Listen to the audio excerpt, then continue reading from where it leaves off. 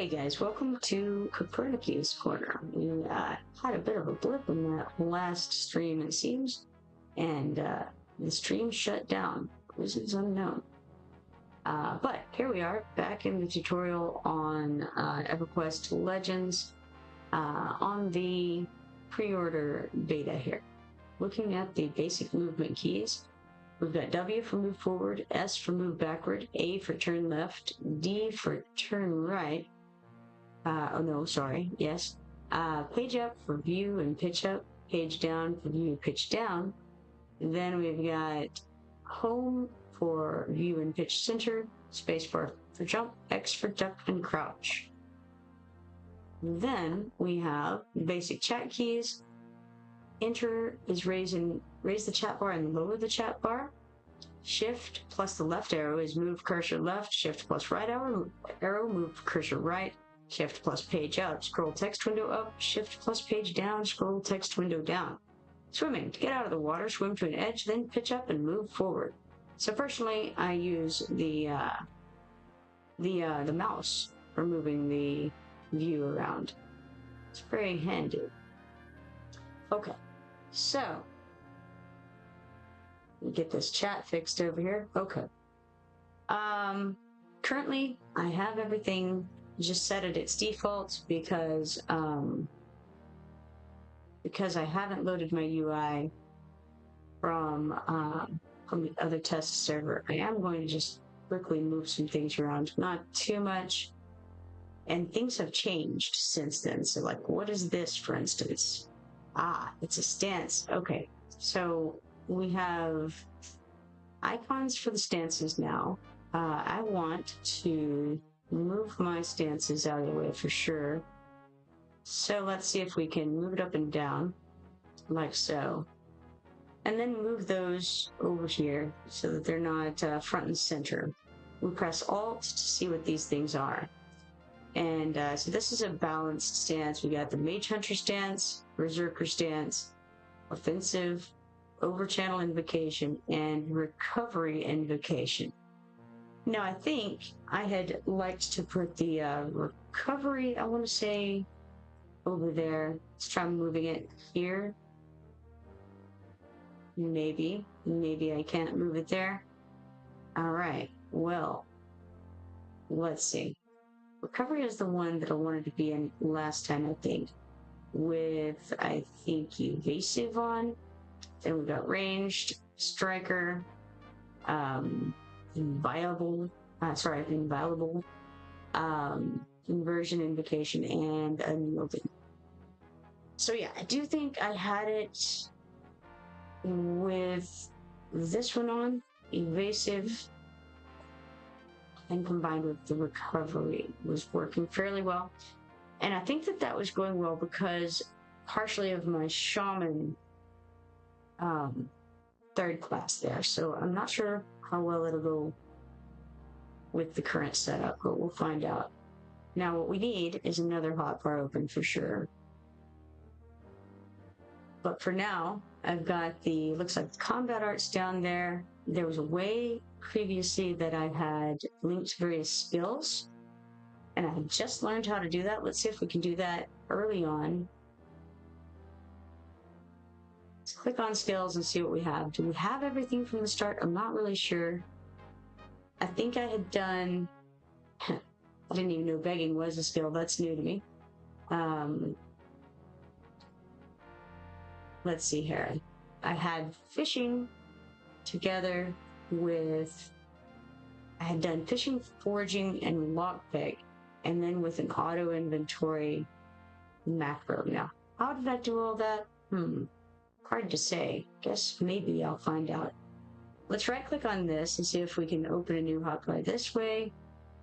Doesn't look like it. Maybe. Yes, open new bar. There it is. Alright, so I'm going to move this up, and then I want to expand this one more over, and then I want to move this whole thing below that one. So I believe this is hotbar 1, possibly hotbar 2, but this one that I just made is most certainly hotbar 3. move this down a little bit, I think, because I want to make some macros here. Let's do macro page 2, new macro, and we're going to call it fish forage cake. And that's what we're going to do here. So slash do ability, and I think it's called fishing. Then we will slash do ability foraging, maybe. I may have this wrong, but we'll find out. And then slash do ability lockpick. Is that one word or two? I don't know in this. We'll just try 2. And then we'll do slash auto inventory. And this may or may not work. So let's see, we accept that. Now there was a way that I had linked that to walking basically. And I think what I had done is I went over here to the EQL button and I had moved this up so that you guys could see it better. So here we are right there. That way you can see the EQL button and the difficulty levels and all those things. So let's see, we open this menu and then maybe we go to hotkeys and we go to hotkeys 1. Nope, that wasn't it.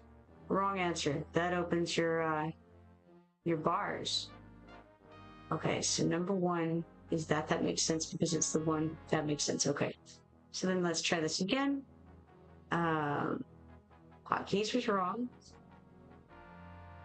Is it options? Surely not. Maybe. Let me go back to hotkeys. Character actions. None of those things seem right.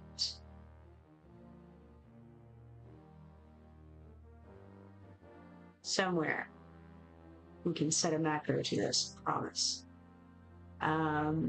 Let's try.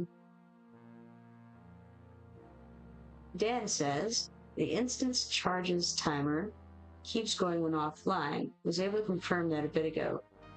Work still busy, but got names reserved and characters made. That's awesome. That's very awesome. So if you can't get in, maybe at least you can reserve your name real quick. I think that's a good idea. Well, let's go to options and see. Maybe it is options. Let's go to controls.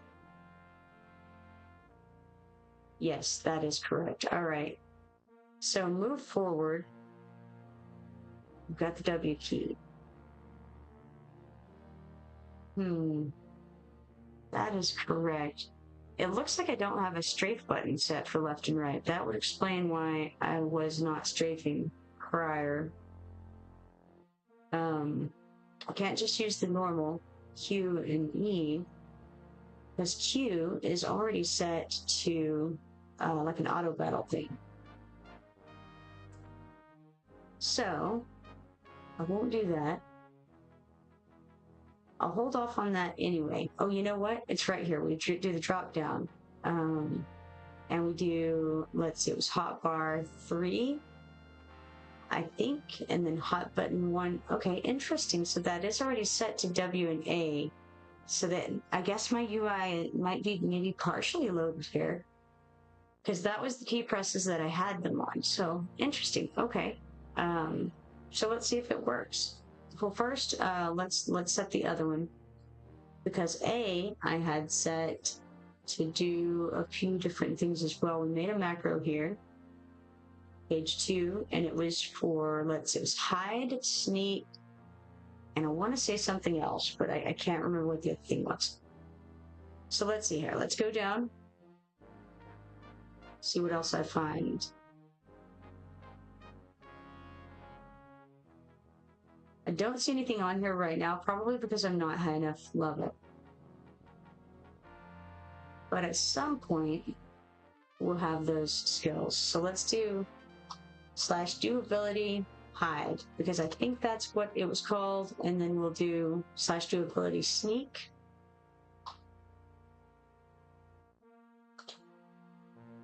See you later, Dan.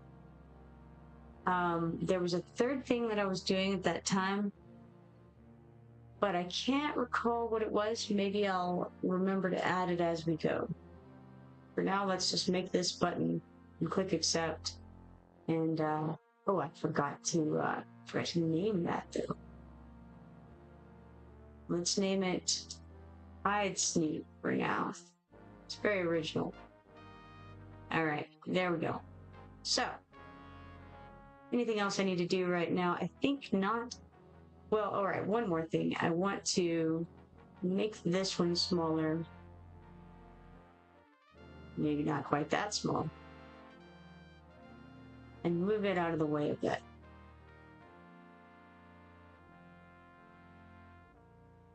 So we'll put it over here. I think this is my target window. So let's move things about somewhat.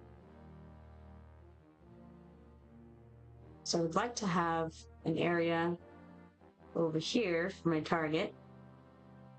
And I don't seem to be able to adjust the size of that window. So I have to just suffer the consequences of that. I guess I move this a little more over. And then we'll have a little more room over here. Actually, I had this sideways instead. And I had put it down above my other hotbars, which will be more relevant once I get Symphonic Aura going and all of that. For now, it's just going to be kind of in the middle of my screen and in the way.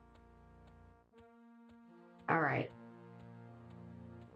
I'm going the wrong way because I need to first go talk to Doug over here. He will give me a quest. I see that my backpacks are just willy-nilly currently. Just throw them like this. Food and drink is important because if you don't have food and drink, then you will not regenerate your health and power. We've also got these bandages, which are great for healing up at first until you start getting some heals. Alright, let's talk to Doug. We right click, or we click him rather, and then get close to him and we can hail him with an H. Doug says, "Hail and well met, Kipoerneke. If you'd like to help me with a couple of errands, let's talk. Can't recall, but if you've already helped me, my father and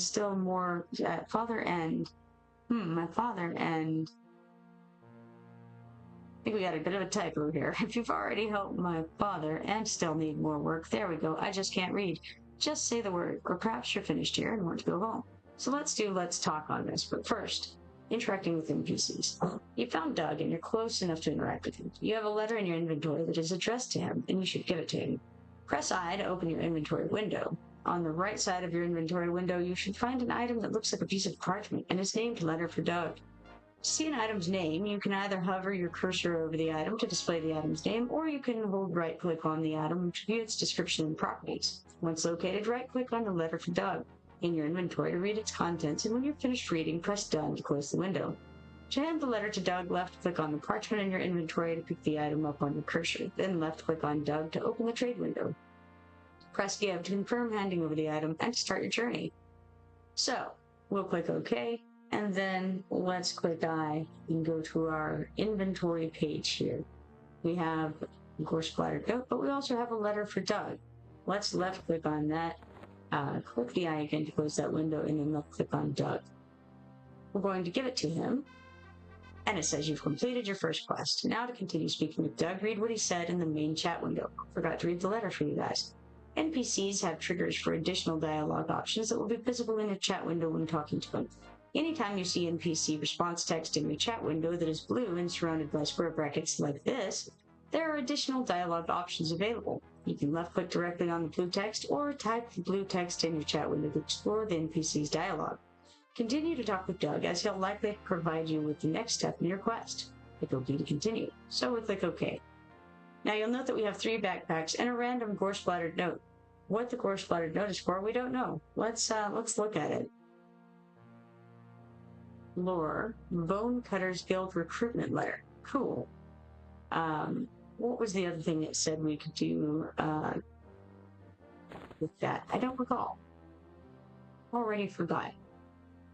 So, quick done here, and actually, I didn't click the blue text yet in Doug's conversation today. Let's talk here.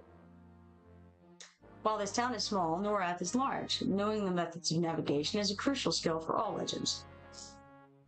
There are 3 main navigational tools. Map.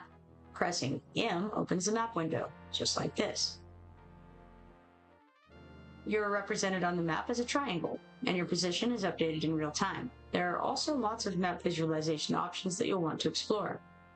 Compass. The compass window can be very helpful in navigating around the world. The default key binding for the compass is Alt-D. So let's do Alt-D. There it is. When opened for the first time, the compass usually appears in the top left corner of your screen, or in my case, it's in the middle of my screen. And, in fact, you guys can't see it there, so let's move it down a little bit so that you can. Find. The Find feature allows for easy navigation to points of interest in an area, including NPCs and paths to other areas. You can open the Find window by pressing F or clicking Find in the top right of the map window. When opened, the Find window shows a list of all findable paths, and clicking on one has several effects to help direct you along that path. Your character will point directly toward the destination. A followable yellow navigation path will appear in front of you, connecting you to the destination, and your map will also be marked with the path. Any in-progress find route can be ended by arriving at the destination, pressing F again, or clicking the End Find button in your map window. Okay, now, let's hail him again, and press Let's Talk. And it says, Doug says, let's stretch out those legs a bit. Go talk to my old man in the cave to the south. He probably needs something. He usually does. So let's do it. Cave to the south. Okay, Joa says, well, I'm in the tutorial now. Excellent. Me too. Okay, see here, cave to the south. Also, I have this. What is it? It is Chant of Battle.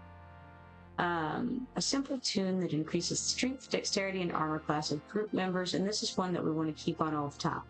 Now, from what I recall, we want to go to the knowledge book, and we want to put this in the right place. So, let's get rid of the Chant of Battle that we have there, and then put this instead in the last slot here, because once we get Symphonic Aura on, it's going to cast things from right to left on this, or from top to bottom if you have it in that order. All right, so close this, and let's look if I can remember how. It's V gets us over to the alternate advancement window, and let's look at the class. Symphonic Aura is currently disabled. So I think if I click maybe train, are you sure you want to spend 0 ability points to train in Symphonic Aura enabled? Well, yes, we do. And so I think that will maybe start casting that regularly. Yes, it'll start going off by itself because of Symphonic Aura, and that'll be like just the first one, I think. Let's read it. This ability is enabled. Let's see, go down here.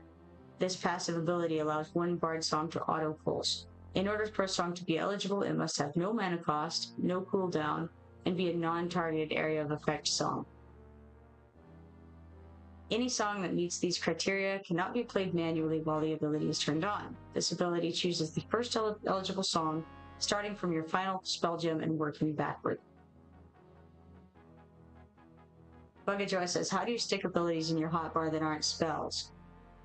Okay, abilities in your hotbar that aren't spells. So one thing you can do is macros. So you can go and like right-click one of the spots on your hotbar and do assign macro. You can't do that on the spell gems, but you can on the hotbars. And then you'll select, like the first one is already done. but page 2 has macros that you can make there, and you can make a macro to do that. And if it's like a skill, it seems like if you type /do ability space and then the name of that skill, then it'll go off. Also, it occurs to me, I don't know if I'm getting the feedback in my main chat that I would like to be getting here. But we'll do that in a moment. Let's go ahead forward with this quest. Head over to old Doug in here. As an ogre, I'm too large for many places, and you have to crouch to go through some of these doors. Oh, and then I fell in the water. That's not as an ogre, that's just as me. I go around living my life like that. I think I'm definitely missing some notifications though. So let's see if we can do something about this chat window. Filters, perhaps. What am I missing? Maybe... Okay, it looks like I do have the skills on here. Maybe I have everything. I just haven't skilled anything up yet. Not really sure.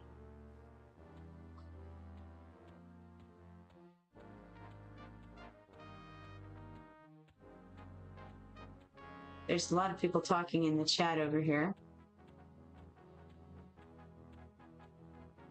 Now, let's talk to old Doug here. You found old Doug. To engage with old Doug, we need to first target them by simply left-clicking on him. Targeting is a crucial skill for many things, particularly interacting with NPCs and for combat. With old Doug targeted, you'll notice that you get some information about him in your target, which is located toward the bottom right of your screen. Let's do it. There it is. In my case, it's located toward the bottom left of my screen. Specifically, we can see that old Doug is a level 5 warrior and that he has 100% health. Now to talk to old Doug, you just need to hail him by pressing the H key. Hailing NPCs engages them in conversation and is the primary way to receive quests. So let's click OK, and then let's hail him. He says, "Oh no, we've been getting more and more new faces around here. It does my old eyes some good." He says, "Oh ho, not oh no." I went back after I said that. I'm like, why is it an oh no if he's excited about it? It's not an oh no, it's an oh ho. Anyways, did my son send you to help me? Absolutely, let's click help. Old Doug says, "Well, you see, these old bones ain't quite what they used to be. So getting up and down to the merchant gets harder and harder as the winters pass. If you could head down there and pick up my weekly supplies for me, it'd be most appreciated. Let's click supplies." Old Doug says, "Oh, nothing unusual, just some food, bedding, and some shiny new boots. I imagine that Dougina, the merchant down at Meek's Depot, has it all packaged up for me like usual. You'll just have to go pick it up. Bring it back to me. Bring it back up to me." All that.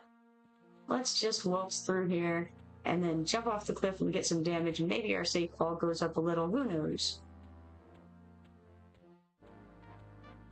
And then let's head over to Meek's Depot. Bugajoy says, "How do you stick abilities in your..." Oh, yeah, same thing I already read. Cool. Alright, let's go talk to Dougina. I didn't even have to select her. She just automatically popped up here. We've made it to the store. Most merchants don't like to talk much about anything other than buying and selling goods. Talking to a merchant is like talking to any other NPC. Simply target them and press H to hail them. To see what the merchant has for sale, or to sell items to them, right-clicking on the merchant opens the merchant window. To buy an item, select the item in the merchant window and then press the buy button. To sell items to the merchant, right-click on the item in your inventory or within your bags, then click the sell button. Alright, goody. Now, package for old Doug is what we want. We click it, we select buy, and then we happily go on our way. Right-clicked, or no, left-clicked the X there, and then move on out.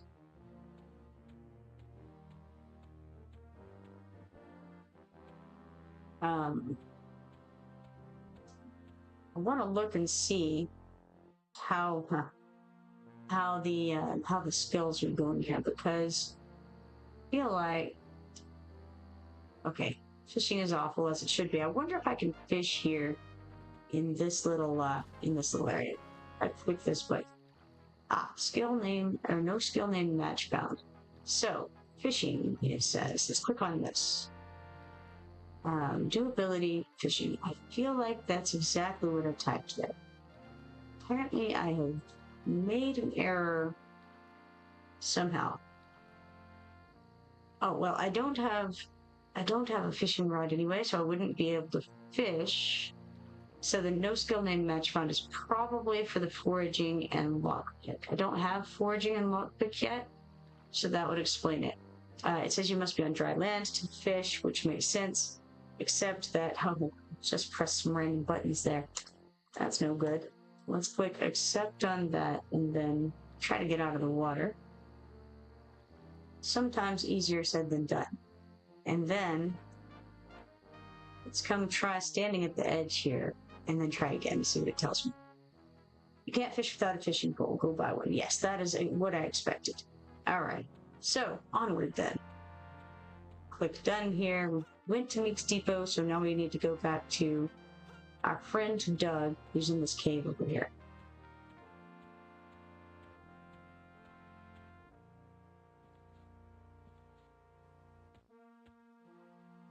Somebody in chat says, anyone know why Alt-D isn't bringing up my compass?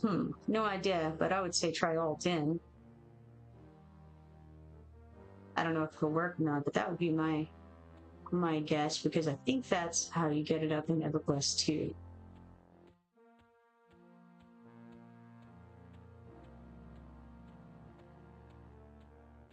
All right. Here we are at Doug. Let's click him, and then let's do,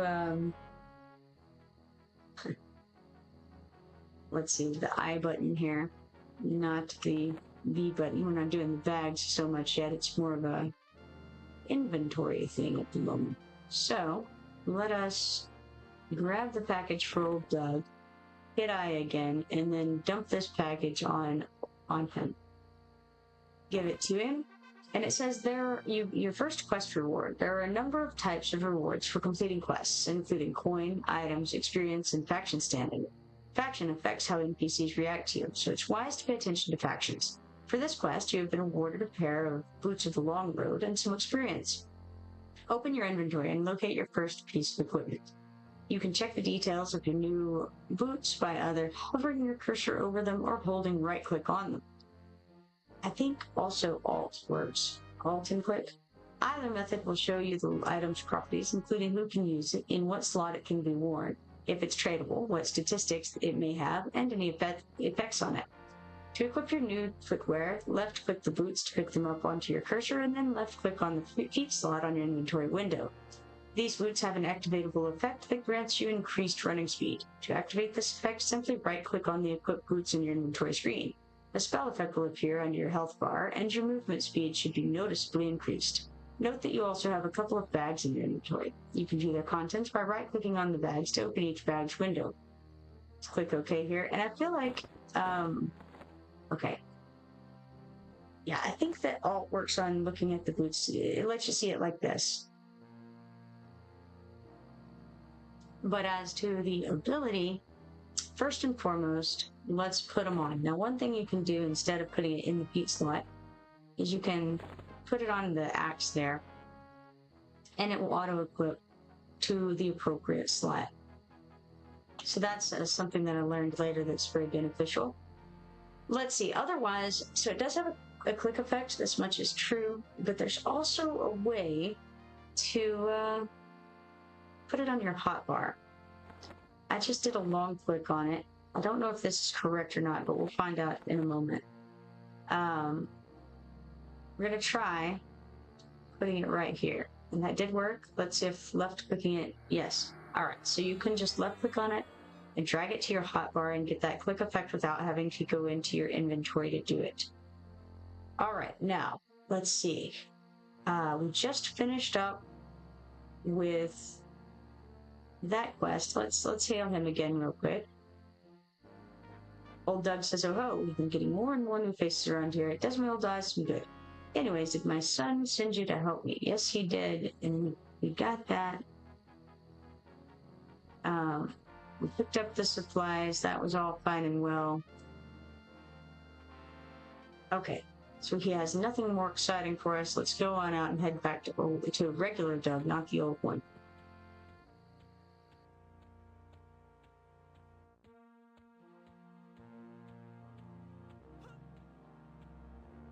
Okay, here we have Doug. Left click him, we're going to hail him. Doug says, hail and well met, Kipoerneke. If you'd like to help me with a couple of errands, let's talk.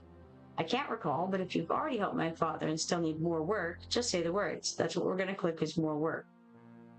He says, finished up with Pops, eh? Good. Thanks for taking those supplies up to him. Oh, I see he gave you his old boots. I hope they fit, and you've had a chance to check them for holes. Could you do just one more thing for me? Go up the stairs east of here and check on my grandfather. You'll know him when you see him. All right, so here we go. Toward grandfather Doug. We will know him when we see him, I guarantee it. All right, here's dead Doug. We click on him, and then let's hail him. He says, hail yourself, Ogre. I hope you're here to help. This is getting out of control. I'm going to click help. He says, in case you can't see, I've got a bunch of old bones rattling about up here. In my youth, I could drive them off easily. Alas, not so much anymore. Say, a young whippersnapper like you could help me out by knocking a couple of these skeletons about. That would be legendary. Bring me the skull from one of the more rambunctious skeletons and another skull from one of the fragile ones. Let's click fragile ones. Now, he says, yeah, they're an odd bunch. They're very fragile to abilities or spells, but almost impervious to conventional melee attacks. You should use any offensive abilities or spells you have to take care of them. Hop to it, young'un. I don't want to stand around looking at these ugly things for another lifetime. Alright, so the fragile ones are fragile to ability or spells. Combat. When it comes to combat, there are a few things every legend needs to know. Difficulty, targeting, and attacking. Targeting. Left click on an NPC to target them. Most attacks, spells, and abilities only affect your current target. Attacking. Once you have your opponent targeted, you can press the auto attack key, Q, or by right-clicking on the enemy to swing your melee weapons. Auto-attacking is an action that may be toggled on and off. Your player window, where you can see your health, will flash red when it is toggled on. Your auto-attacks happen automatically as long as you're within melee range of your target. You're able to perform other actions while auto-attack is toggled on, like using skills and abilities or casting spells. Difficulty considering. You can tell relative difficulty of your target by their level in relation to your own. Considering the target provides a simple color-coded way to determine general difficulty. You can see these colors by looking at the name over their heads, the ring at their feet when you have them targeted, or from the chat response from considering the target by pressing C. Gray is extremely easy, significantly lower level than you, and will yield no experience. Green, very easy, much lower level than you, but will yield a tiny amount of experience. Light blue, easy, a few levels lower than you, but will provide a bit of experience. Dark blue, moderately easy, only a couple levels lower than you, will provide moderate experience. White, challenging, the same level as you, will provide good experience. Yellow, difficult, a few levels higher than you, will provide great experience. Red, very difficult, significantly higher level than you, but will yield excellent experience. Let's click OK here. And then we've got skills and abilities pop up. Many characters have physical actions, abilities, and skills they can use in and out of combat. To see your currently available actions, open your actions window by pressing L, by clicking on the EQL button and selecting actions, or by clicking on the sword icon adjacent to the EQL button. That is virtually invisible. It is not actually adjacent to the EQL button, but it is on the same thing. I can't actually find it, but okay, there it is. This is the actions button here. If you can tell that that's a sword, then you can see much better than I can, because I have no idea what it looks like to me, but it doesn't look like a sword. But that's the button anyway. The actions window contains left clickable buttons for all actions, skills, and abilities your character currently has access to. New actions will appear as you grow more powerful to switch classes. Left click any of the action entries in the window, not the action button itself, to see the description and properties of the individual action. You can perform each action by left-clicking the corresponding button. You can also assign actions to the hotbar in the bottom left of your screen by left-clicking and holding the action button to have the button appear attached to your cursor, and then left-clicking to place the button on one of your hotbar slots. This will allow you to perform that action by pressing the corresponding hotkey. number key ruled by default.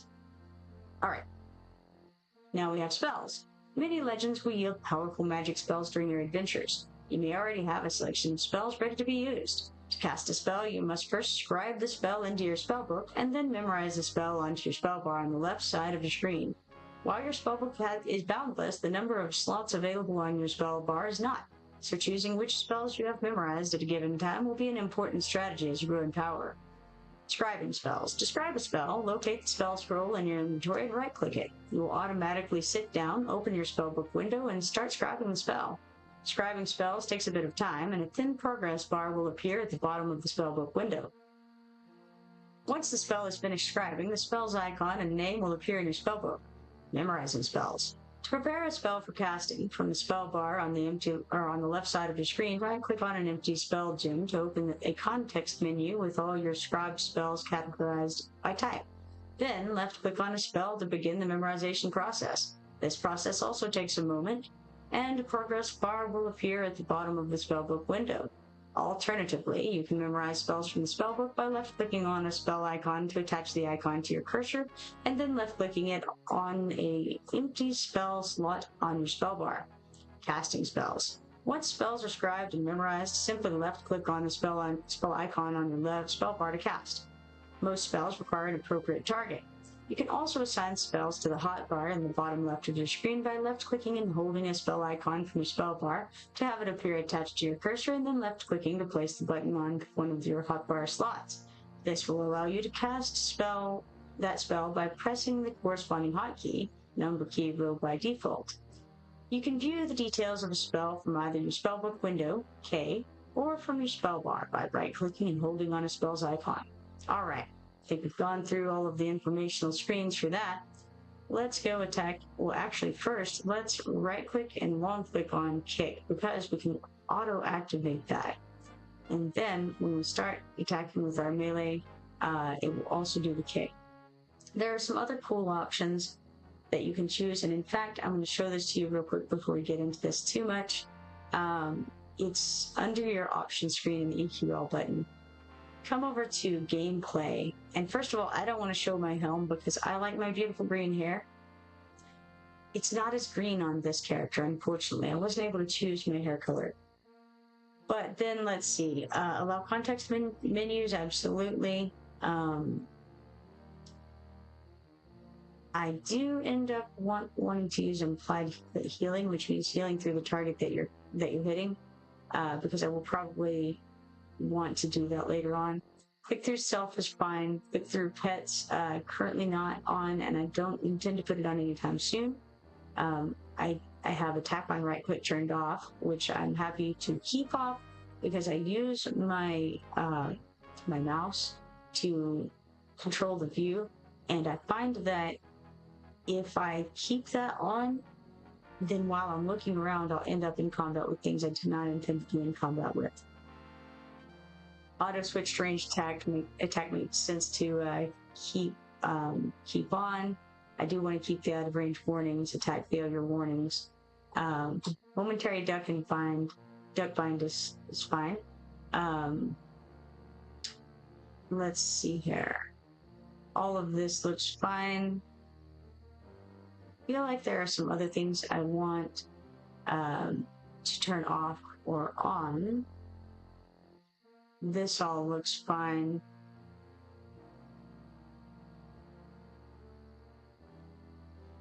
Okay, that seems fine as well. Mail. I actually, yeah, you know what? Let's turn on notify me in the chat window when new mail arrives, because I didn't have that on last time and didn't actually see it appear. So let's make that on for sure. The controls should be fine. Make sure I don't need to add anything else. I think I'm okay there for the moment. I'm on interface at the moment in general. Show item tooltips. I'm going to make it to where you hold Alt for item tooltips, and that way I can mouse over things without it popping up windows when I want to. And then if I want to see what it is, I can click Alt like so. So if I mouse over it normally, it'll be like this. If I want to see it, I can click Alt and then I'll see it. Okay, so that all seems fine. This says use tell windows. Toggle whether you want tells to appear in their own separate chat windows. I think that seems like a good idea. I've clicked that on. I don't know how that will affect anything because I've not tried it before. But for now, I like it. We've got the nameplates here. That seems fine for the moment. Combat text, sure. Chat, I'll leave that alone for now as well. Let's go to the system and look at it. Display here. I don't know if there's any kind of voice chat. I haven't seen it yet. But this is just the environmental sounds and combat music. And that seems fine. It seems to have kept my settings from before on that, which is pretty nice. Alright, cool. I think I'm down with all that. Seems fine for the moment. Alright. So, let us attack this rambunctious pet. I just did a melee attack on him, and we've looted one of his skulls here. Now I wonder, let's right click on this and we can click auto loot. So I'm thinking we might can do multiple stacks at once. I don't know if that'll be helpful or not, but I do want to try to level these boots up while I'm here. We also have this mode of infinitesimal potential. We want to auto loot that as well. We're going to auto store it though, and it'll go right into our currency window, which they've now renamed, I think, to storage. Let's go have a look at that. I think it's, I think we press I, then we come to storage, then we come here. This really only stores currencies as far as I can tell. It used to be called the currency window or something like that, but now it's just called storage in the storage tab. And yet it doesn't store just anything. It only stores these motes. Well, I'm sure other kinds of currency as well, but so far all I have to store there is motes. Let us beat up a fragile pet here. Now I don't think that I have any spells that I can cast, so I'll just have to beat on it. Looks like I don't have it going off automatically, maybe? Not sure. Maybe I do, maybe I don't. Gonna watch and see what happens. Okay, maybe I do. It didn't seem to work the first time. But we'll see. It's gonna have to just be a slowly but surely thing on this, because you're supposed to use spells to kill this guy, and I just don't really have spells to use yet.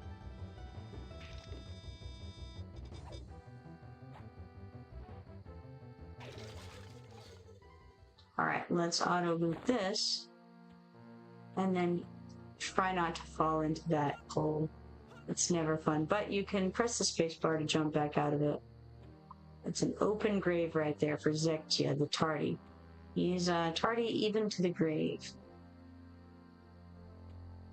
Actually, these gravestones here are pretty cute.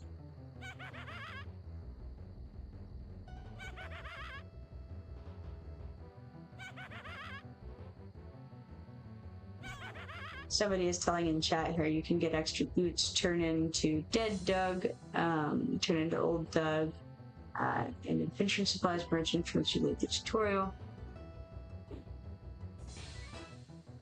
Oh, yes, well, I guess that's true. The way that I had done it before was getting the +1s from killing these guys and then turning them into Dead Doug here. I guess you could do it the other way too, by doing the supply train between the merchant and Old Doug. I suppose you could repeat that quest. I don't know, I haven't tried that. But I did, last time, kill these guys and keep turning into Dead Doug.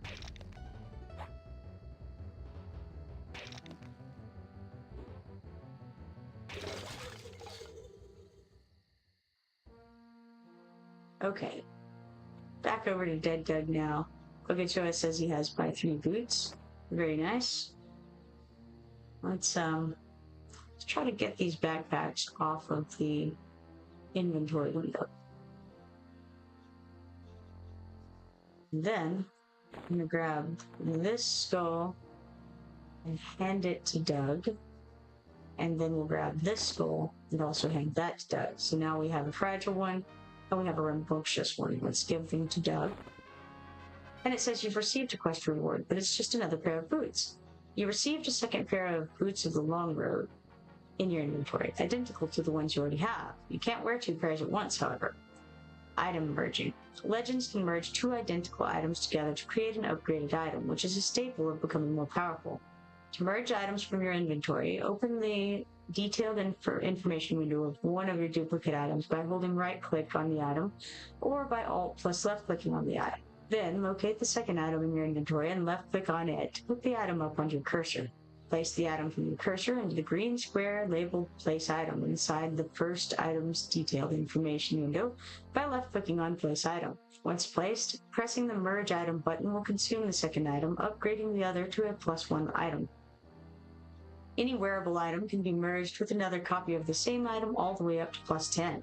Each upgrade improves all the stats and bonuses of the base item and can even grant new and additional stats and bonuses to the item. And I believe it also decreases the weight of the item. However, each upgrade requires more and more items to perform. 2 non-upgraded items combine into a +1, while 2 +1 items combine into a +2 item, and 2 +2 items create a +3, and so forth. You can traditionally merge items and upgrade progress toward the next upgrade as shown inside the item's detailed information window, to the right of the Merge Item button. You may also find modes of potential during your adventures, which can be merged with any item acting as a copy of that item. Keep an eye out for these modes as they are fairly valuable. Merge your 2 copies of Boots of the Long Road to create Boots of the Long Road 1. Okay, let's click OK.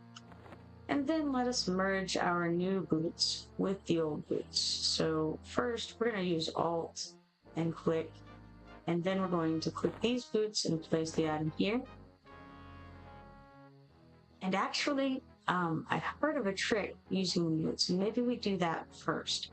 Instead of jumping right into that, let's go to storage and pull this mode out. And then we'll take both of those, put it over here, back over to the inventory now. And then, let's see, we do essentially the same thing.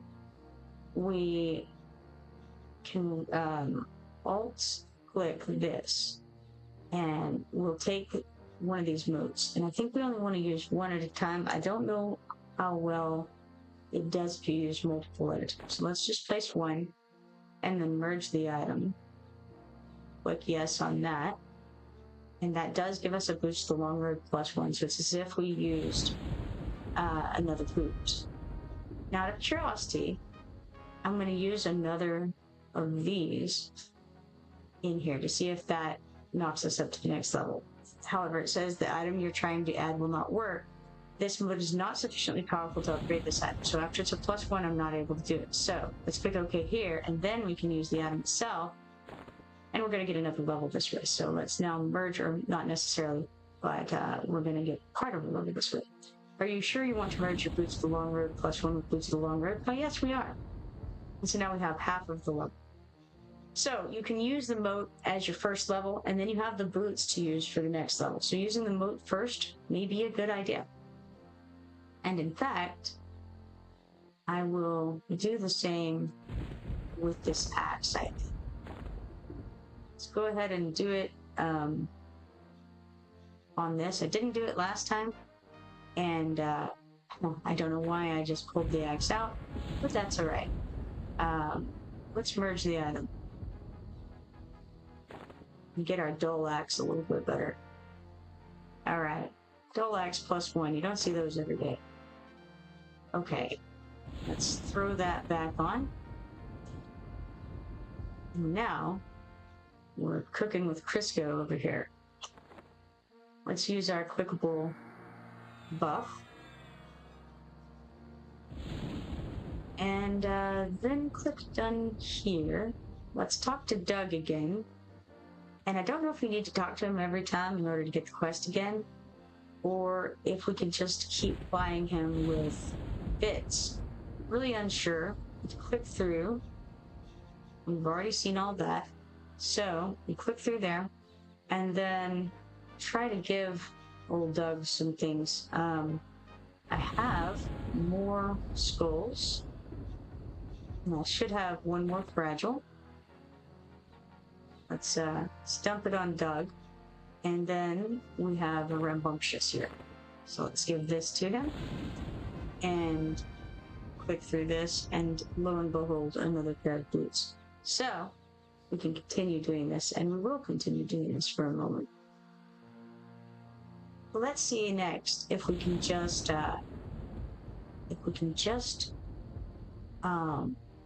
put him on him without getting another quest from the next one. I don't know if we can or not. I think it's possible.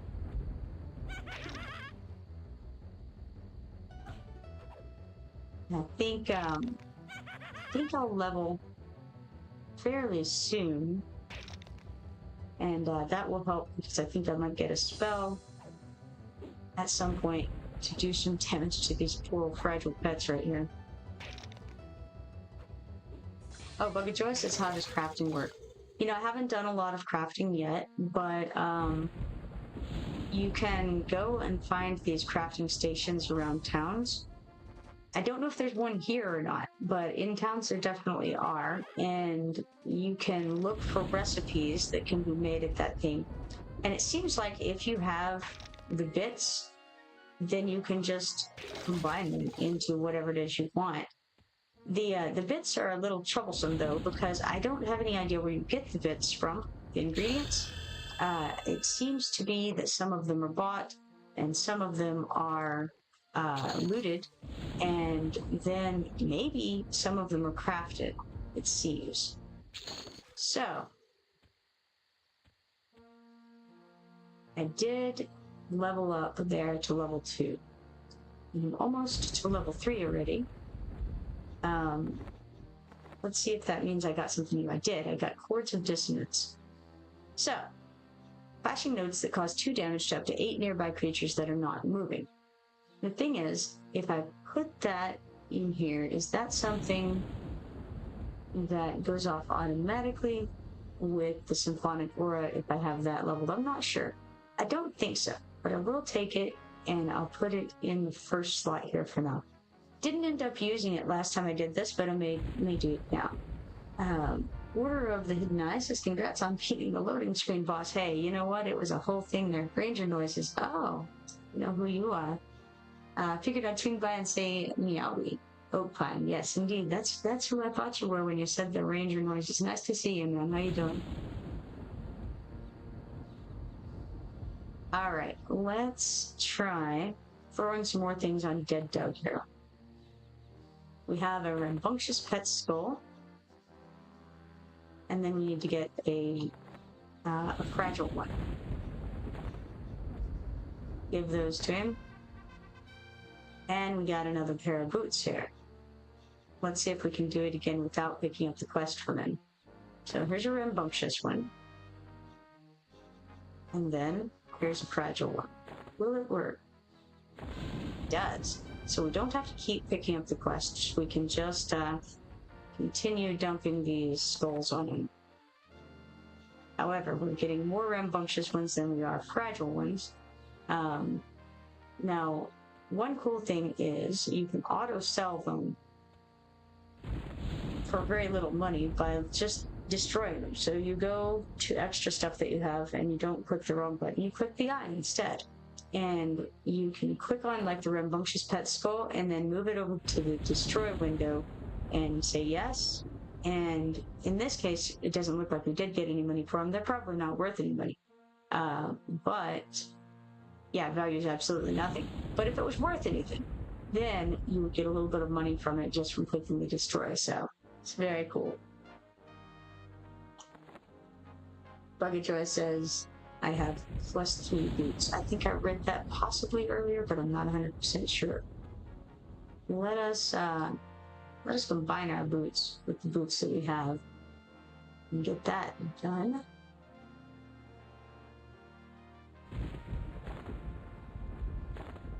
Okay, merge. And you notice that you're also getting more things down here too.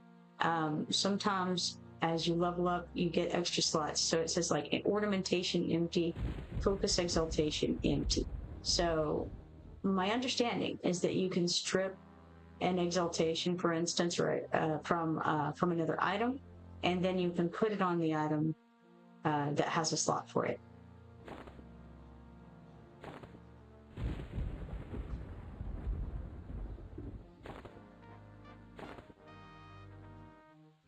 So I don't think this will take terribly long to level up the boots, and then we'll be a little OP. All right. Max says, dispels autogram into your book. Some of them do, but I think some of them don't. I'm going to answer him.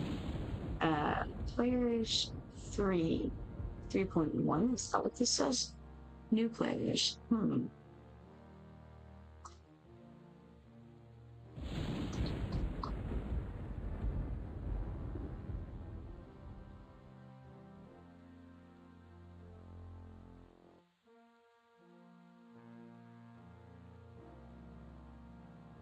So I'm saying I think some do and some don't.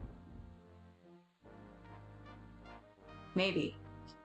Or maybe I'm not saying that. Okay, I see. It's new players 3. Alright, let's see. Maybe it's number 1 I use. Some do, and some don't. Hey, managed to send a tell to chat. Easy. Alright, the fragile pets have respawned here. Let's check and see if I have anything that I don't. Alright. Back to attacking them. I do have this. This should be helpful. However, it's not letting me cast him. It may be because, yes, because we have Symphonic Aura enabled. Alright, so what this implies to me is that I should come over to the AAs and see if I can level this up any. It looks like probably don't have enough XP. Yeah, I don't have any unassigned right now, so I can't get that level on it yet, unfortunately. Therefore, I can only cast one or the others of these right now. Maybe soon. Well, very soon. The yellow bar is the XP bar, and I think, no, not the yellow, the orange bar is the XP bar.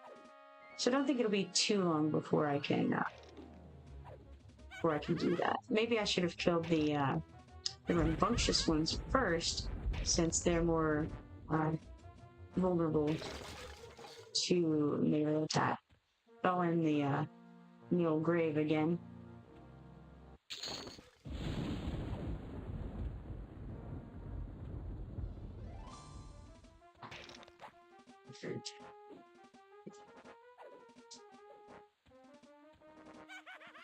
Maybe I can hit on him. You know what? I'm gonna back him up because it just didn't seem to be working there. There we go.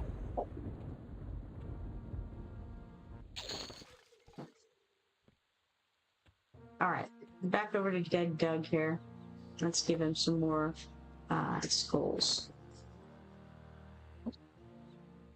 That one's the rambunctious one. We want to give him a fragile one as well. And then the same again.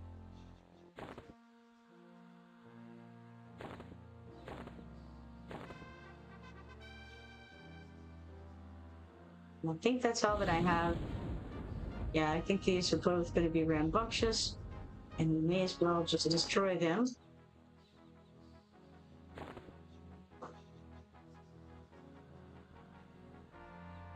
And then let's once more merge these boots.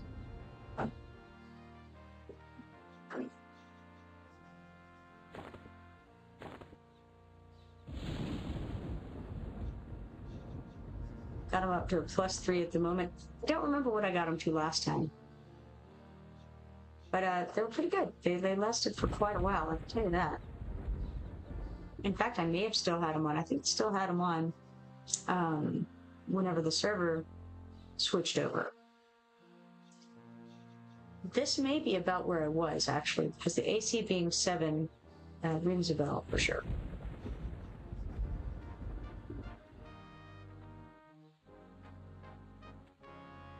Okay, so it'll take a minute for those to respawn. Let's go jump off of here. Gotta get that safe fall up somehow. Do I have safe fall yet? That's the other question. Is that something that you get later? I have no idea. It looks like I don't have safe fall yet. When does one get safe fall? No idea. I don't think that there's any way to pick up fishing yet. So I don't think there's a salesman for fishing. Other than begging, and I have no idea how one begs.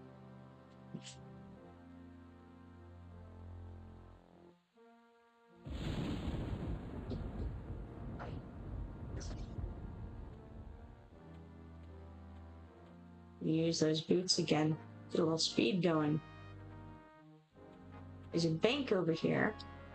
Let's check it out.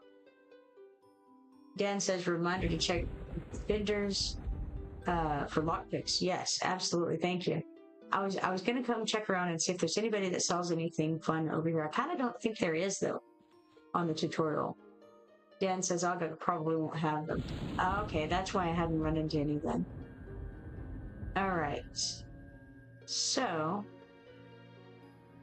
some things to note is that there's this dragon's hoard here. You don't want to put anything in there like at a time like this, because this is something that you can access while you're out in the field, as it were. You can stick stuff in there like it's your inventory. Then the trade skill depot also can have things thrown into it automatically by the auto store function. But that's the only way I think to get it into storage. Well, by clicking store links there on the loot screen. So the trade skill depot obviously holds trade skilling items. Dragon's Hoard holds, I think, anything in the Dragon's Hoard. But that's primarily, again, for throwing things into when you're out and about. I can see some other uses for it, but that's my initial thought on it. You can withdraw things from it, put things in it. Dan says EQL wiki /lockpicks shows the zones /vendors. Cool. Good to know for sure. All right. Anything else that I want to do right here? I don't think so. I just kind of wanted to check it out while I was in this area. Nothing that I want from here. So, how would I go? Very slow crouched speed. And then let's come check over on the Meeks Depot girl over here. And see if she does in fact have anything worthwhile. I don't think so. I think all she sells is Doug's weekly things. So yes, there's no purchase and sell. The only thing I can do with her would be if I wanted to grab those rambunctious pet schools out, which I don't. So let's head back to Dead Doug over here, where most likely some skeletons have refalled by now.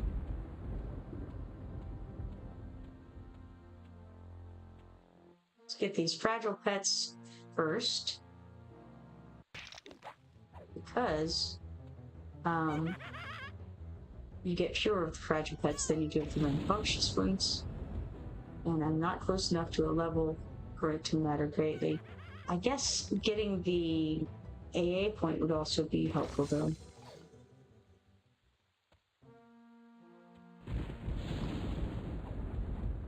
Now, something to note in this game: when you're attacking something, you actually have to be facing it, or you won't hit it.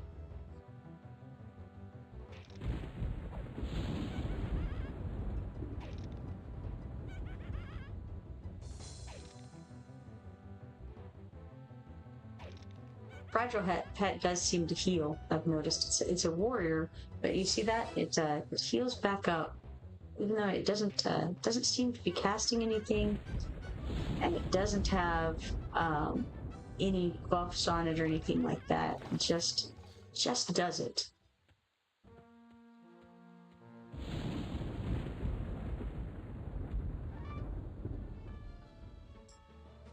Well, that was interesting. I just got ported across the screen. Interesting. Let's go try this one instead. Okay, let's try him again now. Different angle. Got it. Alright.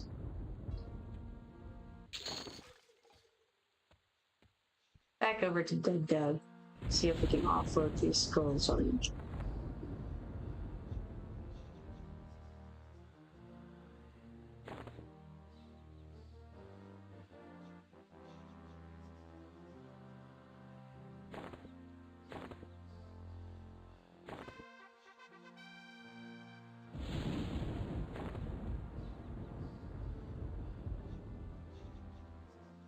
It can be a little bit tricky to click on through all this stuff. Alright, a couple more boots, and then we'll destroy the extra rambunctious.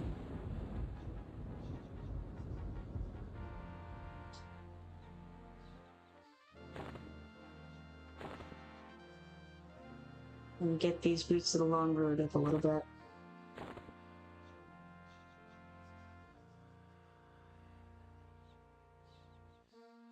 So let me look here. I want to see if we got any more modes. We didn't get any more modes yet. It doesn't make 5. I don't know. Well, okay. I haven't noticed, I should say, if the if it's been popping up and telling me when I'm looting them. I think probably it has, but I haven't noticed. Let's try coming this way. Dan says, keep in mind too, you can put boots in the any by 2 slot, right? For some extra stats to start and combine them later. Yes.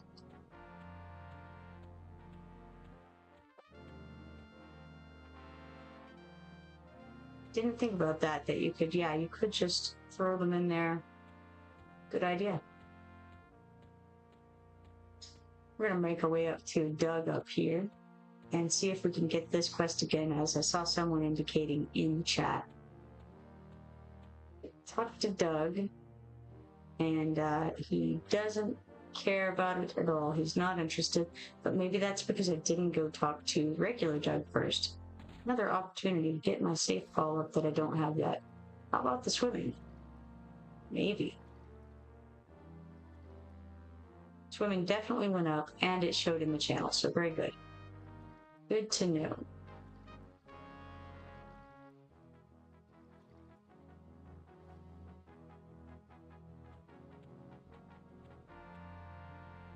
All right.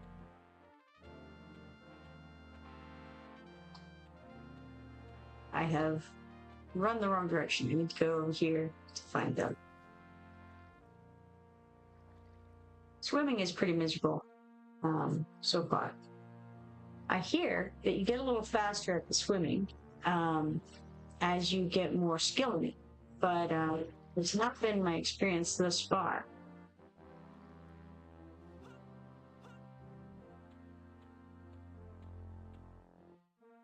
Dan says, think it was Brutal Static that shared that tip someone told him about. It seemed like a good idea. Absolutely. Let's hail Doug here. And we're going to click more, no, not more work. We're going to click Let's Talk. This is the one about talking to the old man in the cave. Let's see if this works. So we've talked to Doug.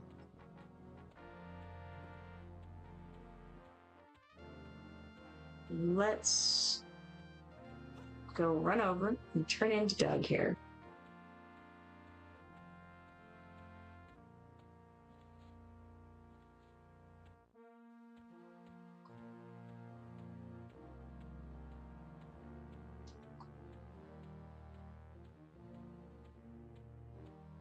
It's a bit of a slog, but we get there. All right. We're just going to speak to him, I think. And then click help and supplies.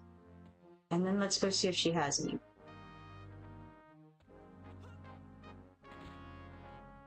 at the very least, we're beating ourselves up every time we jump.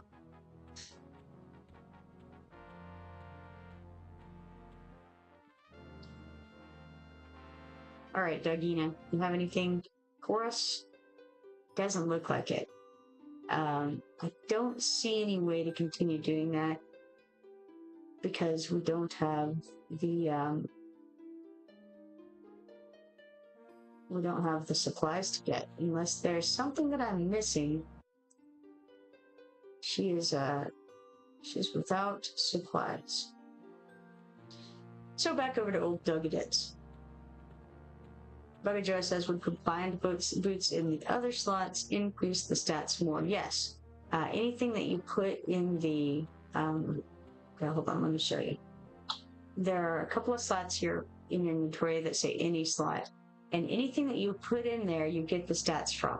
So even if you had a fully maxed out Boots of the Long Road, so if you had a Boots of the Long Road plus 10, and then you wanted the stats, not including the quick effect, of course, but just the AC basically and the HP that are from this, you could put those into the any slot and get those stats. And if add any other ability, you could do that too. As far as like say it was like agility plus some amount, whatever, right? Then you could stick that in the any slot and get those. Theoretically, I suppose you could like, well, I don't know. I guess you could like level up a couple of Boots of the Long Road all the way if you wanted to, and stick those in your any slots and get the benefits from that. As far as I know, maybe not on that. I'm not sure, but maybe.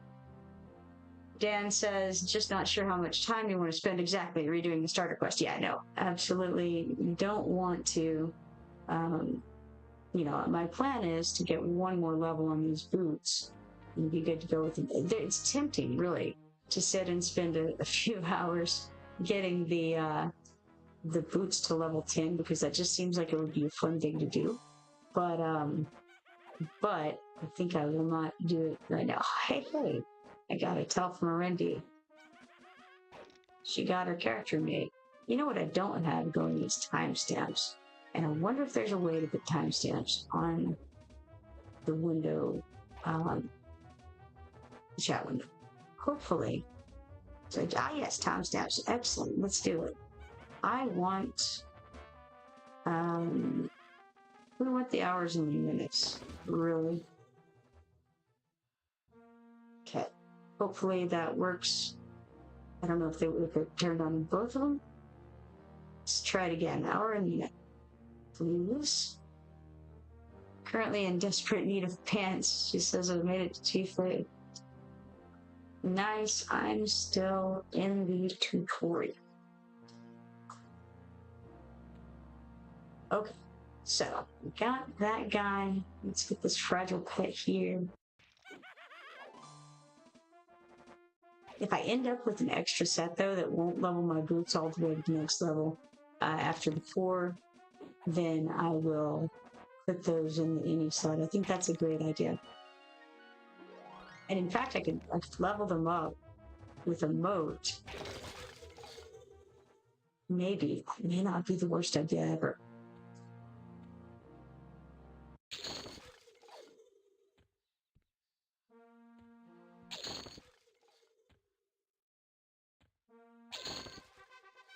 Congratulations, you obtained your first alternate advancement coin.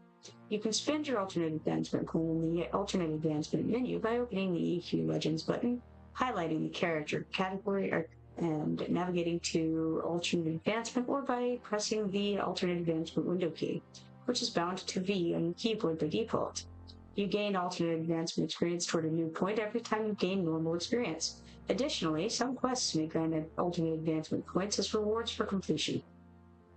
Some alternate advancement abilities are passively applied, and others may be activated by being moved to your hotbar.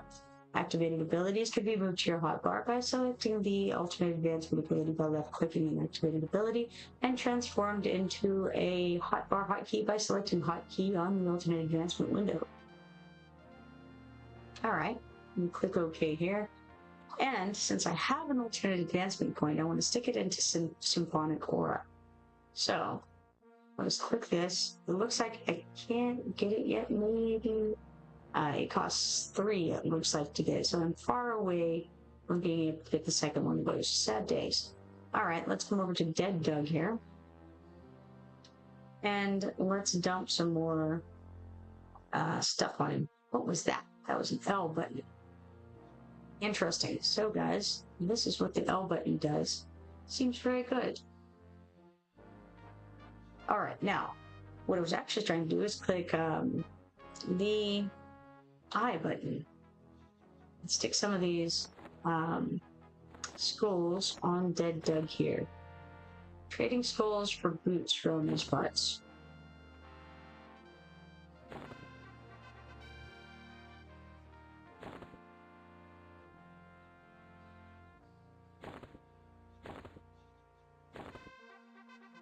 Alright, and then we'll destroy the last one as before.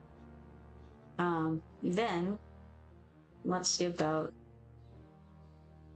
doing a little more merging here.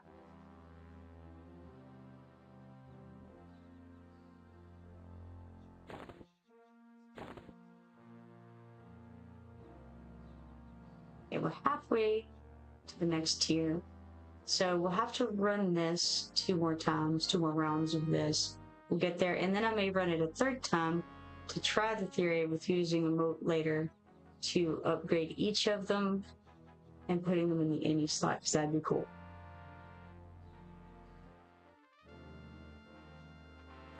If I can remember to do so.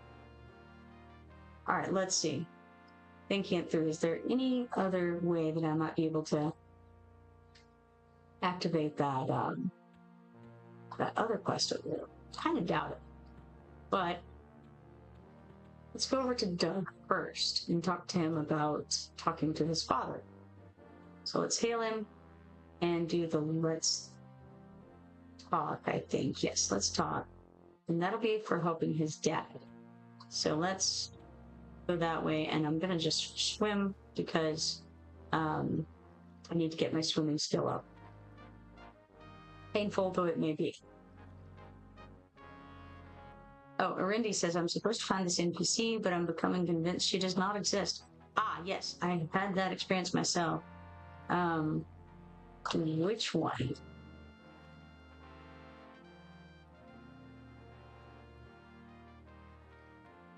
There's one I wasn't able to find too. That my guild guy told me to find. In fact, it occurs to me that I might have had better luck if I'd had, or if I'd used track while I was over there. Dan says, if you don't want the new player chat channel spam, you can use /save point. Oh, no, I don't want to do that because somebody might have a question that I know the answer to. So I definitely want to keep that up. Now let's talk to Doug here. And we'll click help and supplies. And then we'll go see if she has them. I kind of doubt it. But you never know, maybe. The name is Aliakia Mistrim that she's looking for. That is my situation. I think maybe that part isn't in yet. I think that's possible.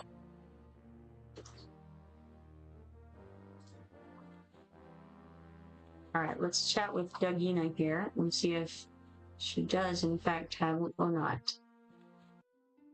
That's a no. So I don't think that there's any way that you can continue to do that one. So I don't know, maybe at some point you were able to, but it doesn't look like that's the case now. However, it did give time for these guys to respond, so congrats to us on that, I suppose. I'll use these boots again whenever I'm out of combat too, because it seems that that has perhaps worn off. Yes.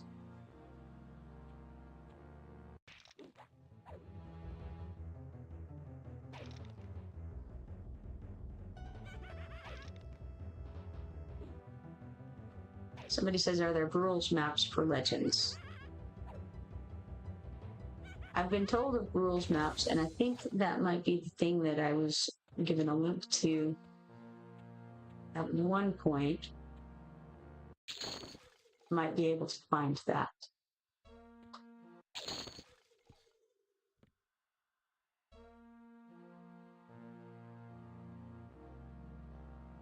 Tarek says, how do you turn on the new UI engine? Caliente says, log out and log in to Everquest. Let's see.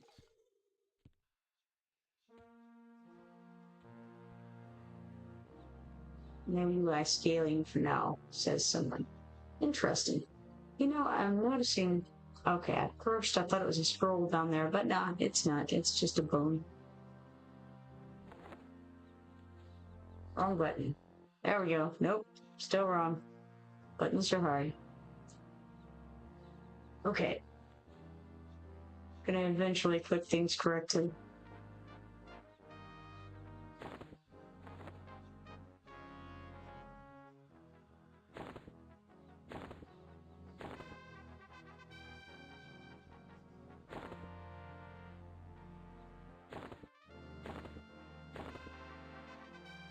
Dan says, yep, the newbie boot clicky wears off when you enter combat. Interesting. Alright.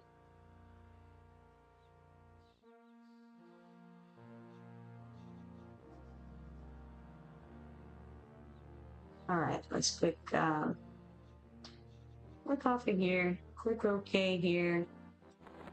We've got our new boots to combine. And we can destroy this skull.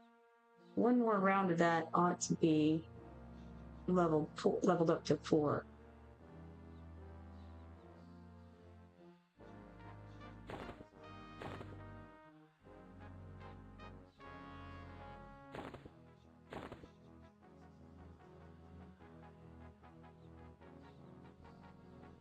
Four is as high as I'm taking it, but I will do, the extra round. Hopefully I'll recall the plan there anyway. But in the meanwhile, let's read some of these things. Rest in peace, Fix. In the end, the wall won. Here rots Mixie. The bitter death was always in her wake. Here lies Straw, snuffer of worlds. Here lies Eridun the Green. Eridun the Green? His flaming sword was a beacon to all. I wonder if some of these are ones that will come across in the game. Here lies Vashar, the all-seeing. His eyes at last are shut. Benelin the Pathweaver. We are as lost children without him. Dine the Diligent. Poor homie. Alright.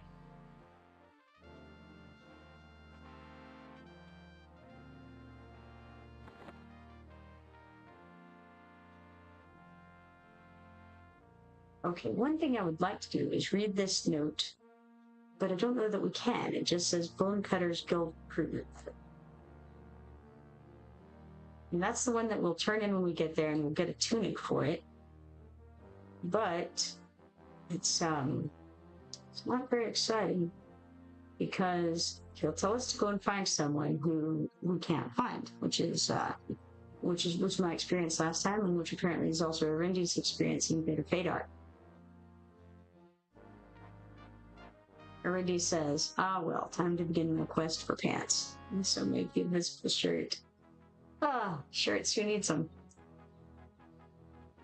I don't know what the respawn timer on these guys is. It's pretty short, but I don't think it's that short. So maybe at least a few minutes, maybe like 5 minutes or something like that.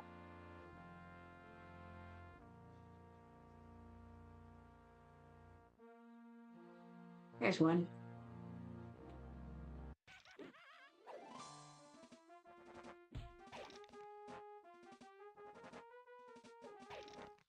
Oh yes, I just remembered we can also change the size of the font. And it can get pretty large. We don't want it massive.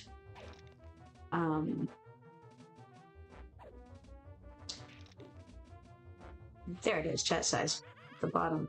So blind, didn't even see it. So 3 is the default. We want it a little bigger, maybe 5. 5 is rather large.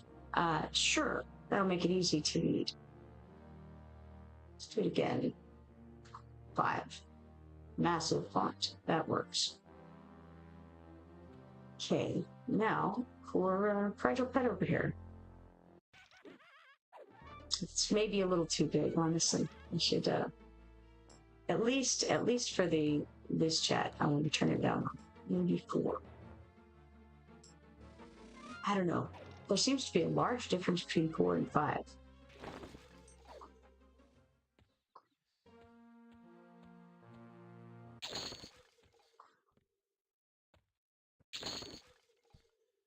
Got another moat there, which is nice.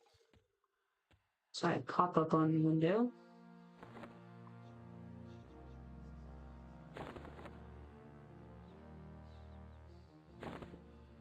Got a couple more skulls for him here.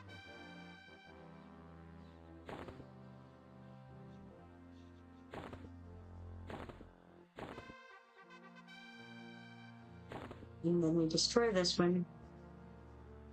And let's merge the boots again. And this ought to get, this ought to get me up to +4 boots.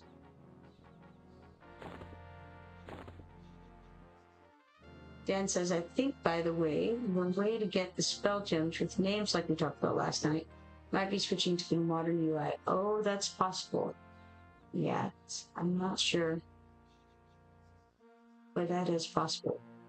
Renee says these skill ups are mighty large. I say indeed. All right. Now, done with that for a moment, and I'm good on leaving it at a +4, I think. But I do want to get a couple more to try to do the moat thing and stick it into my any slots. Dan says, I'll experiment with it when I get home in a bit and let you know if it works. That would be awesome. That would be good. Because yeah, I don't know how to do it.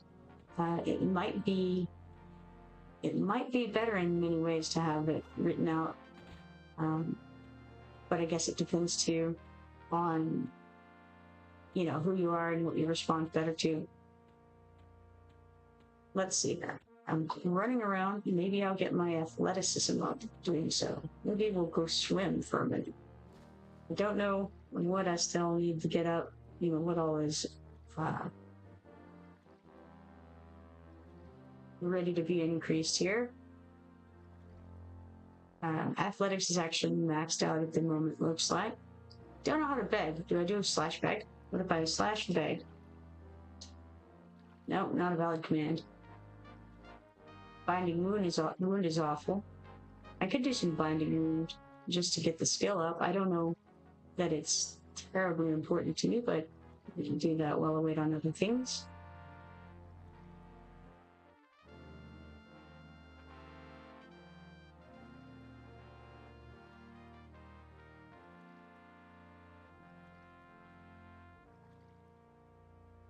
My swimming is also maxed out, so there's no sense doing that. Dan says, yep, and it might be nice for streaming to have your name listed. Oh yeah, it's not a bad idea.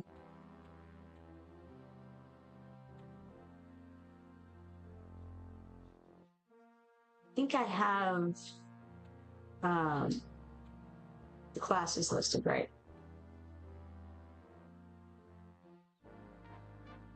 Buggy Joy says it's in the L.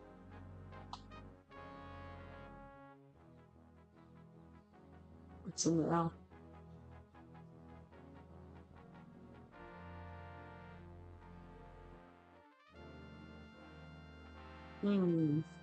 Oh, you have words in there. That's a good one to have. It's an advancement there, right? In relay, I think.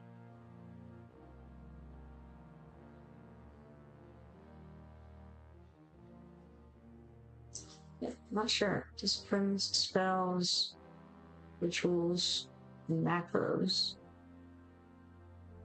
Bug address begging is in L. Begging is in L. I see bug. Bug is not beg. Abilities, okay, there. Interesting. So let's put begging onto the hotbar here and just see what it does. Begging. Too far away to beg. Get closer. Cool. Alright. Let's first knock off some of these pets. What if I try using begging in can't try to beg while attacking. What a shame. There I wanted to beg from the fragile pet. I wonder if I can beg from the fragile pet before I attack this. This is not attacking me. It's a non-aggro kind of guy. It's very docile. Let me try to beg from it. The attempted begging was unsuccessful. So yes, I could have begged from it. Well, let's beg from him again. It's doing great. Got up to 7 in begging so far. Alright. Well, it didn't give us anything, so let's take his skull instead. Maybe a moat too, who knows? Nope, no moat, just a skull. Let's see if we bug beg from a dead Doug. Will he give us anything? Attempted begging was unsuccessful. I wonder, will anyone attack us if we beg them poorly? Go away, beggar. And kick us or something? Begging from this rambunctious pet was just as successful as all the rest. Let's try this guy. Maybe he looks like a likely victim. No luck. But we did max out the begging. Okay, dead Doug again. Let's beg from him. Ah, no. He has no interest in our begging. Alright. Grab some skulls for him. He likes those.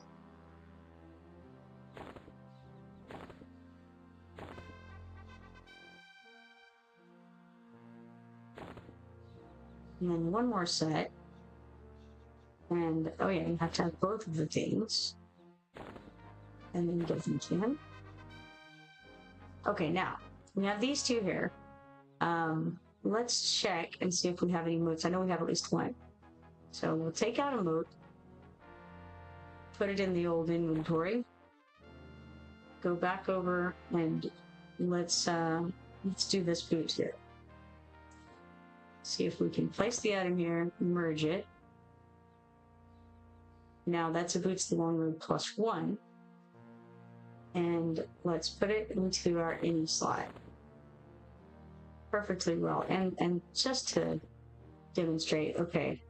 The Boots of the Long Road gives AC +5, HP +6.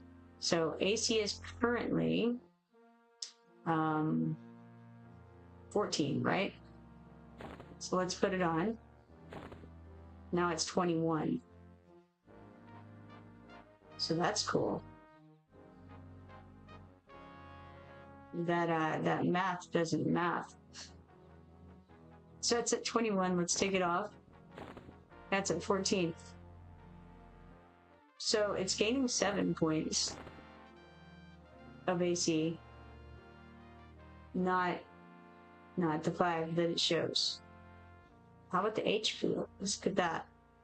HP is at 144. Take it off and it's down to 138. Okay, that makes sense. Why is the AC changing so much? Interesting. Dad says it's been a long time, but I think they can attack on a failed beg. I would think so. It makes sense. Well, let's check this one. Hold on. This one would give AC of 4. We're at 21 right now. Now we're at 26, so it actually gave 5. I haven't a clue why that is happening.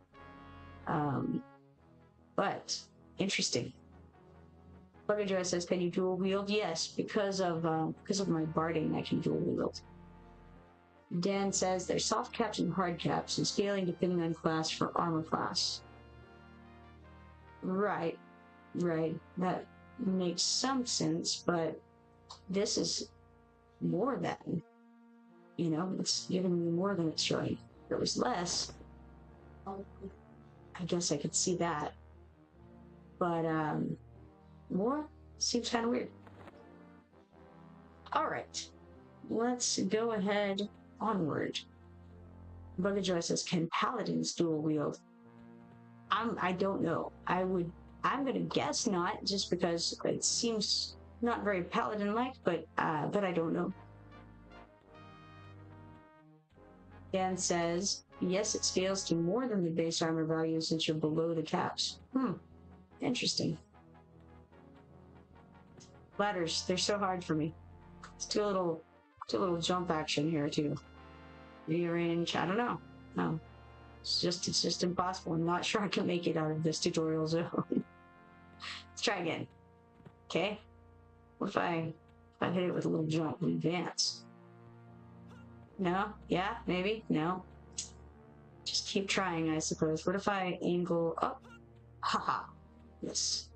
Angling all the way up does it. Alright. Now, let's go jump down this very forbidding hole. Or, let's not. It just occurred to me, I think I'm supposed to go talk to Doug, not jump down the scary hole. Alright.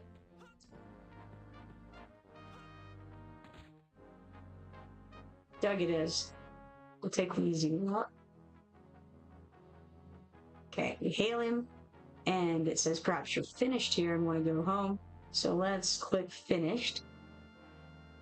A few sorted notes. Your primary class is locked in and unchangeable once you reach level 11, at least until you unlock additional primary race and class options. Make sure you're happy with your choice before you reach level 11.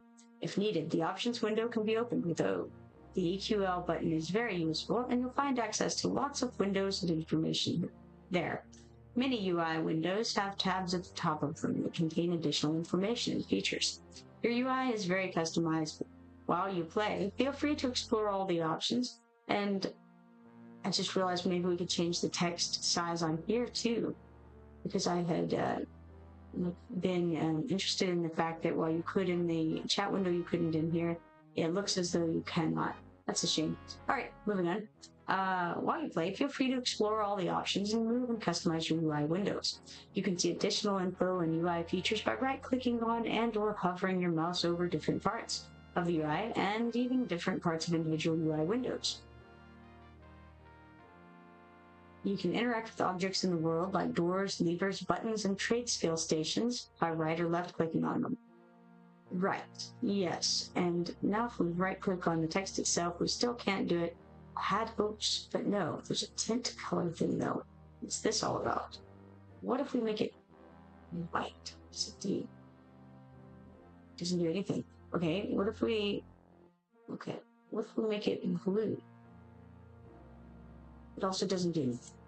I have no idea what it means.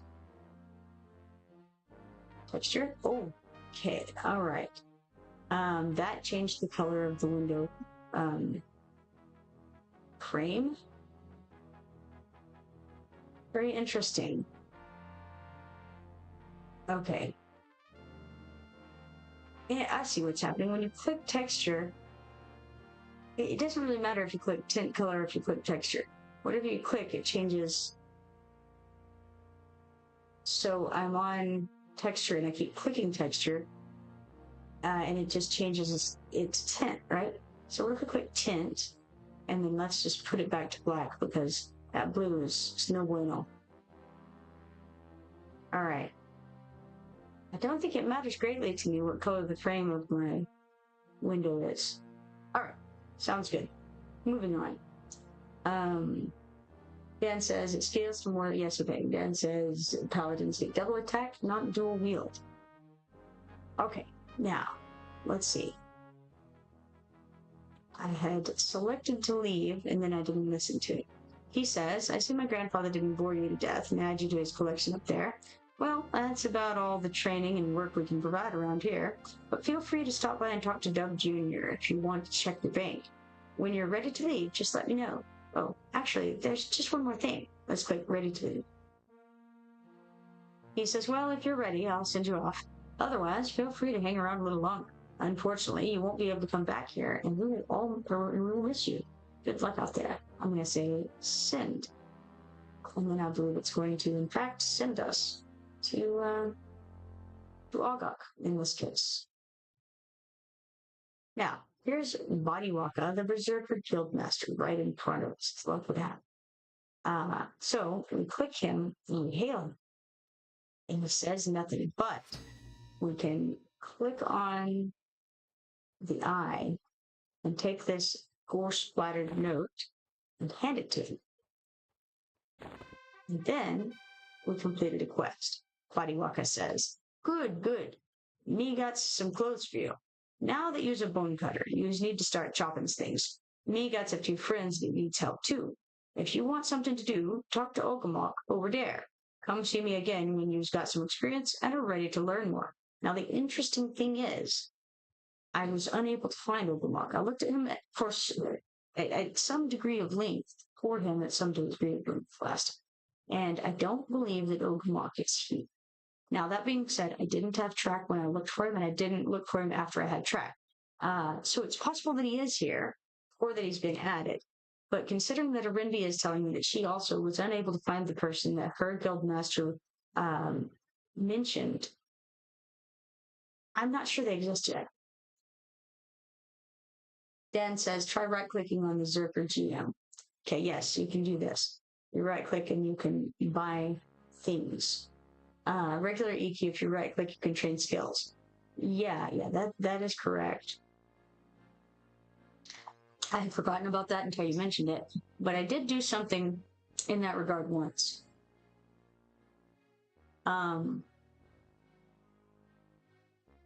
Let's see.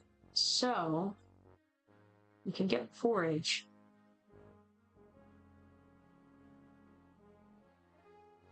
And it costs 0, it says. Dan says, cool, good to know, and should get some practices each time you level. So, we have 10 practices currently. And I don't think that there's, I don't think that there's any way to get it. So you don't get forage until level 12 is what I'm understanding from that. Maybe I'm wrong. But this is interesting because we do get to see what level things open up at, it looks like. Disarm comes at level 10, it looks like. Disarm traps at level 20. I didn't notice disarm. Oh wait, no.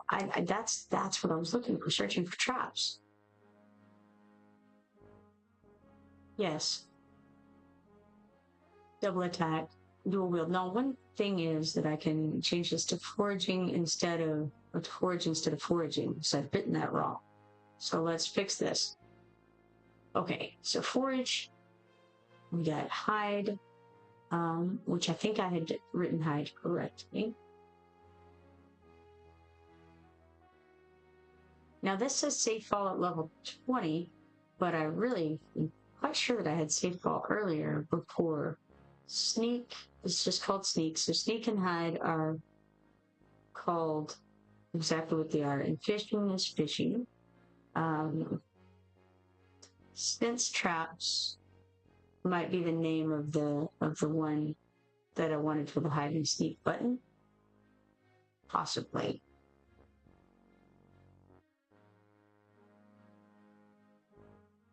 Get intimidation. At some point early on.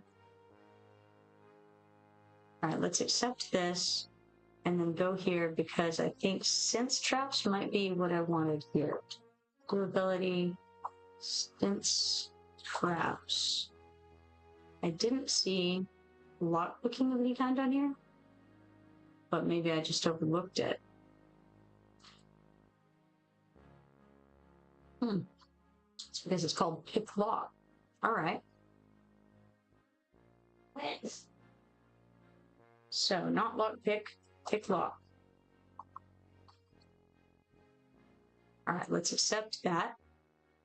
Dan says, okay, cool, good to know, and should get some practices each time you level. I read that a second ago and then immediately forgot. Very good. Excellent. Okay. I've learned a little bit about this place from playing on the other one. Not much. But what I did learn is that, first of all, there's a bank the other direction. And then there are some various places you can go to buy things. What I need is to buy some bags pretty much immediately. But we're going to come this way, I think, to get over to the bank. And this is in Ogre.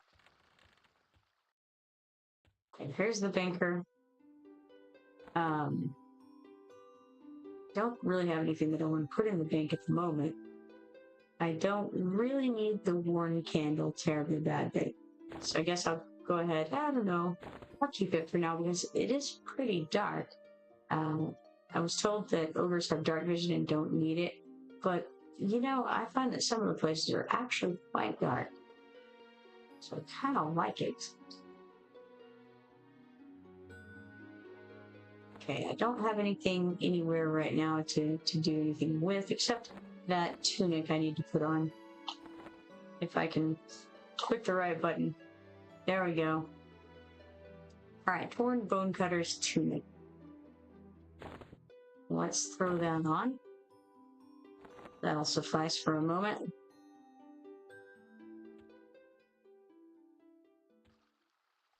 And then, actually, maybe I want to look around. Maybe there's somebody to sell something here. We got parcels. That's mail. Shouldn't have any mail yet, I don't think.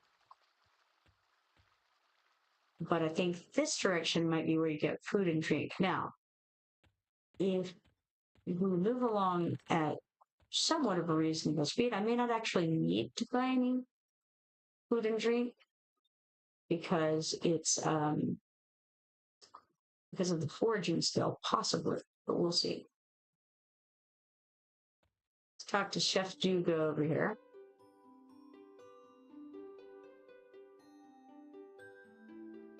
And do I want to make these things is the question. I kind of don't think that I do. Like I said, I could buy some. I don't even know that I have any money right now. Probably don't. Let's look. I have a little bit. I've got 31 silver and 120 copper. That would give me something to start with, but I don't think it's what I want to do with my hard-earned cash here.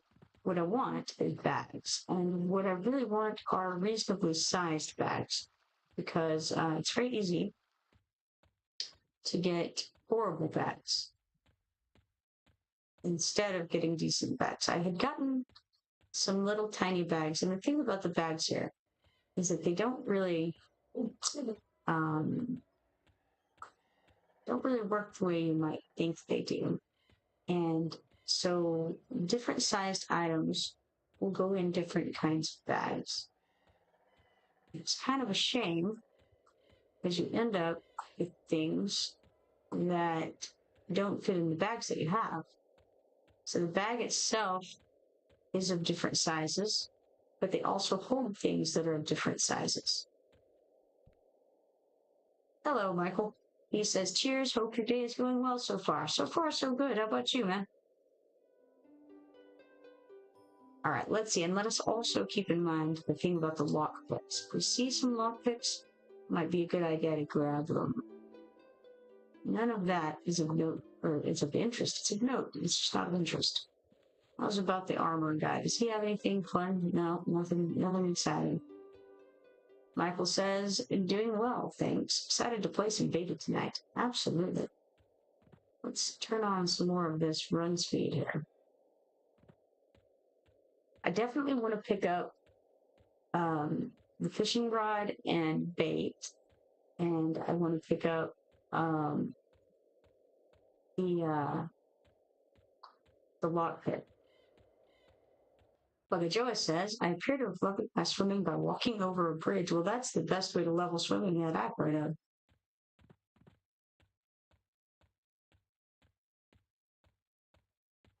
I believe that the bag salesman, or a bag salesman, is up here somewhere close by. Adventuring supplies? I don't know if that's the one. Okay, they do have a backpack. And let's check out this backpack first. It's 8. Size capacity is large, which might mean that it can only hold large things, because it doesn't show like a range on it. So we've got backpacks. Oh, you can buy Boots of the Long Road? How interesting. Who knew? So you don't actually have to sit there killing skeletons, you can just buy it. Cool. Fishing bait though, we need some of that. Let's grab some. Let's get 10 of them. And a fishing pole to go with it. Then, let's see. A large harness, let's see what that's all about. Size cap is giant. What does it hold? We don't know. But it only holds giant things. You buy lizard meat and you can buy tadpole flesh. And that's interesting because there's a guy who wants some tadpole flesh in here, and there's some guy, I think, who wants some lizard meat in here. So you could actually just buy it off of this dude and then go sell it, or don't give it to the guy for faction. So you're essentially just trading money for faction. Very interesting. Book of Joy says I upgraded level to...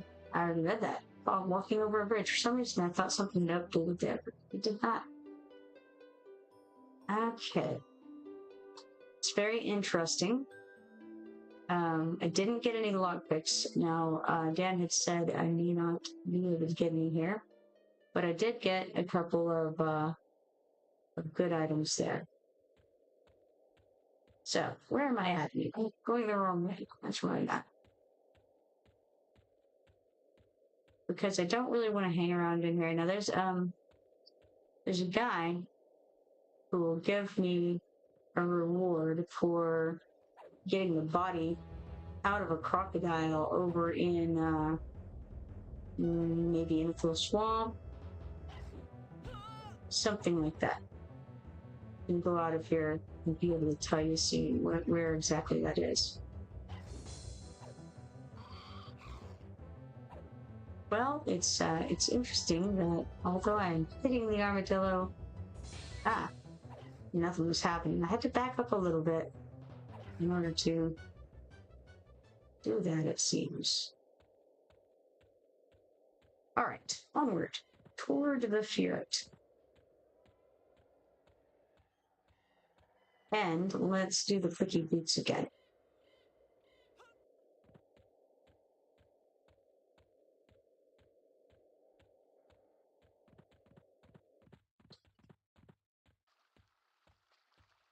Ran right into the wall. So typing instead of paying attention.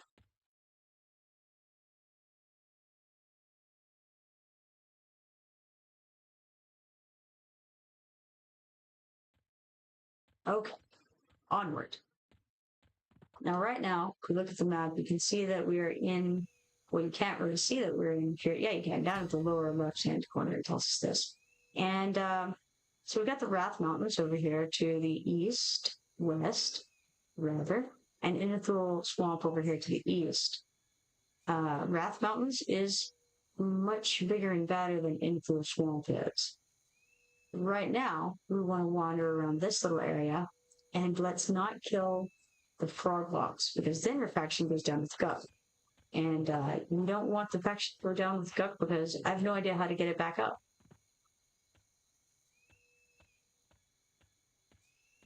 At level 2, I'm probably going to want to hang out near front, I would think.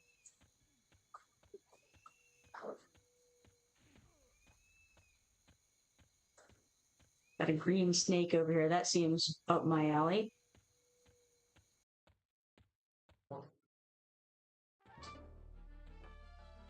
It's tough. No spells or anything to catch up to the snake. All right, now, so we've got a snake egg. Let's go with auto store. Then we have a snake fang, which we're going to also auto store.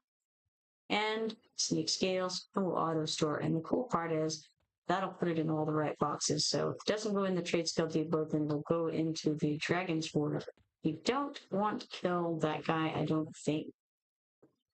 Also, occurs to me, I should be in difficulty level. Probably, let's start with 2. 2 is a nice number, and it has much less competition in it, which is also cool. Primarily, though, I want it because I think that you get a little better rewards and a little more challenge at level 2 without being ridiculously difficult.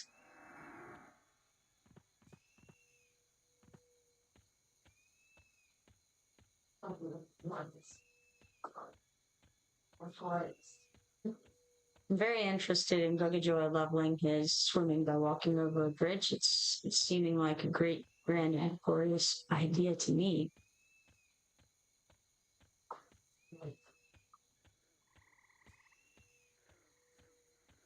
Another thing I've found is that a lot of guys just run right through trees. You know, I don't think that the lizard made it a problem, right? They don't change fraction. It's the other things to do, right? Let's see. I'll find out.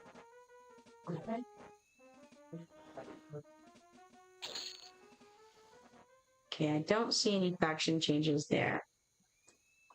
We did get some lizard meat. Let's auto store that.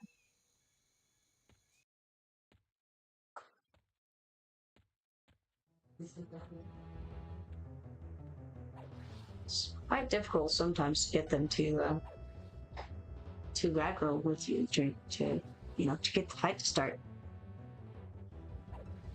Another thing is that I don't know where my my window is. It tells me what all I'm going to fight with. Then 2, how do I move this window?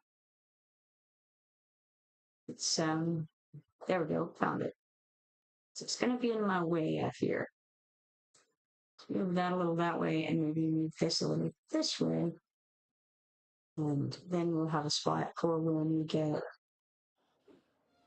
a window telling us what we're attacking. Let me try F10. Now it doesn't show anything that way. Orange lizard scale, let's auto store those. And then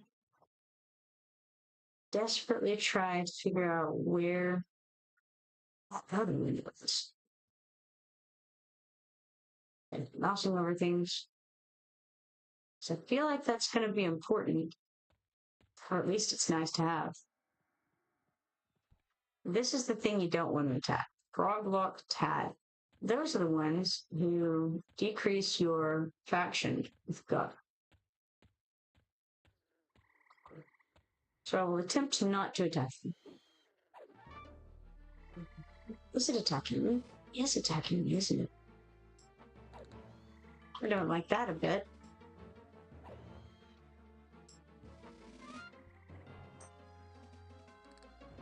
I guess I'm going to run my faction with Gook after all, most likely.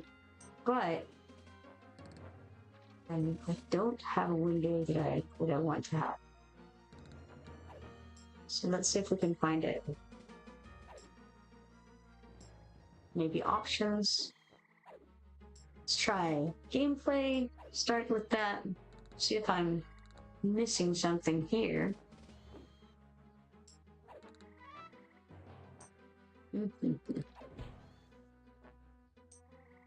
Item placement, hide UI, interesting. Okay, we got dark colored fungus here. Let's auto store that. And we have Spiderman Silk. Auto store that. And then I accidentally killed the froglet without attempting to in the slightest. And let's auto store that too.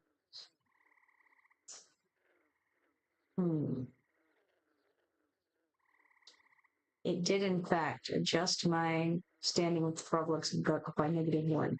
Sad day indeed. Alright, now, how can we find that window?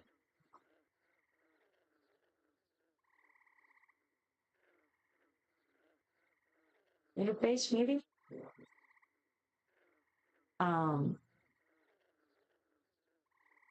Not on the chat, for sure. Or general?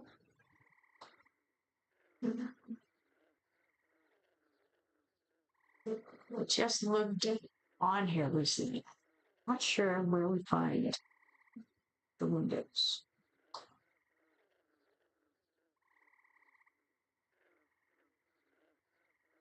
It doesn't look like it's here. Focus Joe says, finally got a shield. Nice. Congrats on that. I don't see it. This is going to be an issue, I feel. Well, I suppose I'll have to just deal with it for now. Now, these bats are important because it turns out that in order to use levitation, which I've never gotten to use yet, you have to have a bat wing. And my bat wings were hanging out in my storage the whole time. To auto store that, and so I never used one.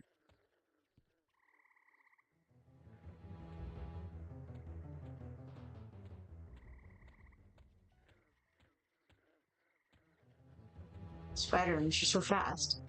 How is one supposed to be able to fight them?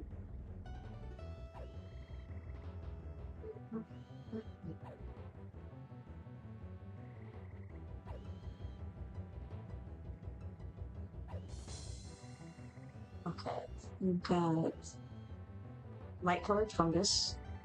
Still in a fight with something, it seems. Auto store that. Spiderling eye will auto store. And then we have spiderling legs will auto store as well.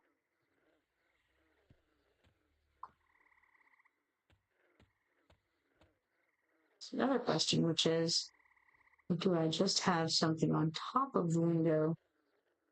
Maybe. Doesn't look like it though.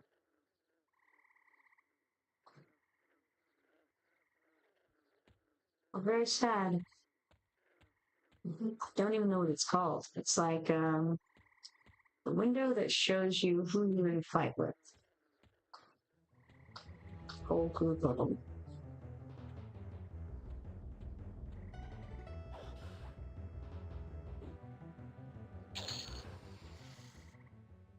Got some green lizard scales there.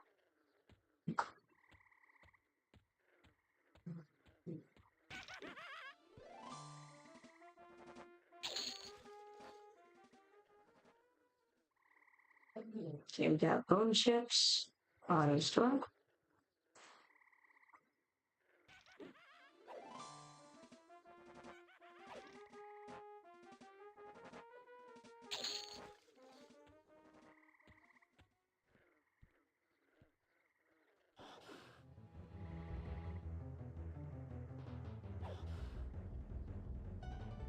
Let's see. I'm gonna ask Randy. Do you know how to pull up the window that shows you all of the features you're in a fight with? Okay, we got a cracked staff here. So we're going to click auto merge on that, I think. Well, let's see. Hold on. Cracked staff +2. Yes, auto merge, and then we will loot it.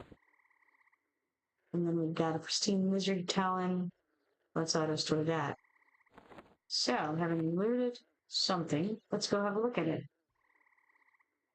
Is it better or worse than what we already had? You do Alt, you left click it, and then we can compare it to our Dolax +1.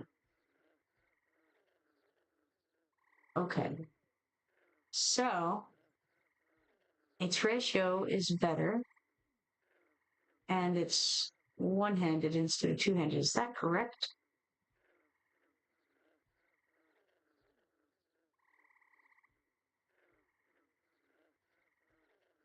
It is correct. So, our Dolax is about to be replaced. Maybe. Can I use it is the next question. I can use it. So, yeah, okay, so I think what we have to do is remove the axe, and then we can put it in. Maybe not. Are you sure you wish to attune your cracked staff +2? Absolutely. Let's do it. Alright, onward.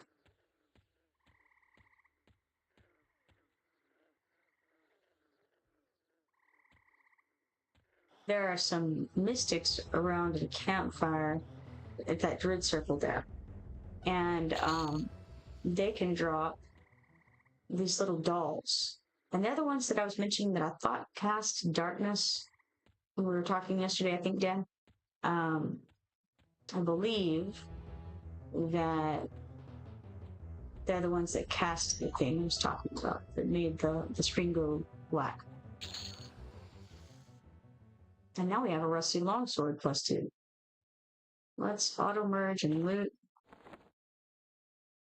And then compare this as well. Maybe it's even better, who knows? Compare it to the cracked staff, it's not as good.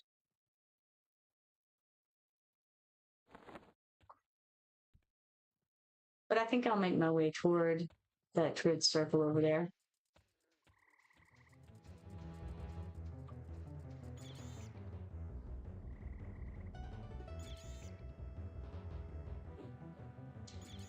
Oh, Arindy says, I do not, it opens automatically for me in EQ1.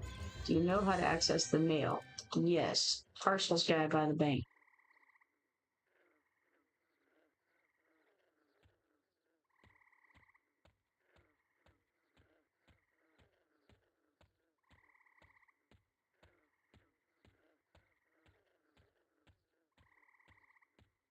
Bucket Joe says, I found the waypoints.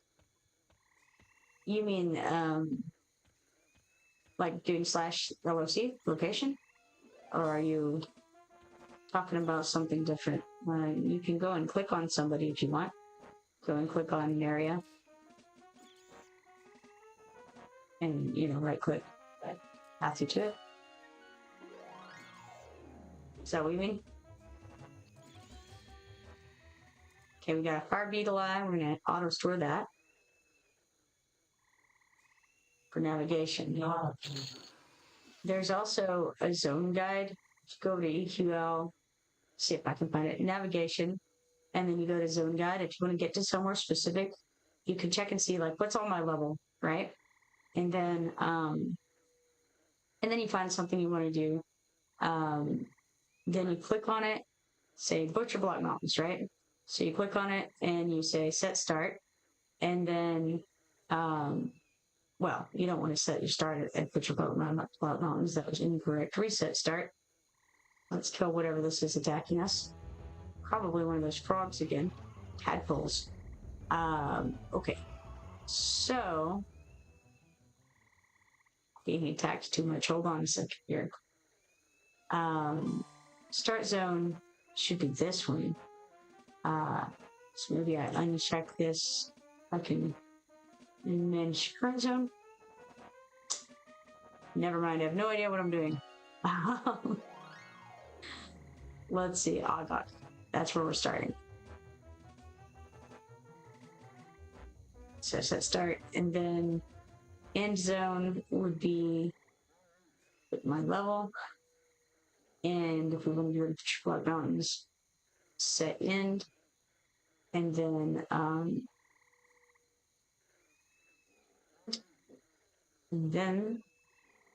normally there's like activate path or something, but it's not there.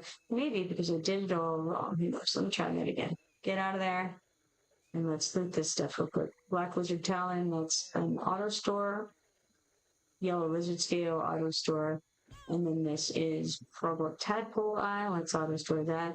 And then let's back up and beat on some marsh bears. Okay, back over here, navigation, go to zone guide, and reset start, because for some reason that was not what I wanted. Okay, The end zone is Butcher Block Mountains. That much is correct. That's not what I want. I don't want to reset it as the start point. I want it as the end point. Don't know. I've done it before.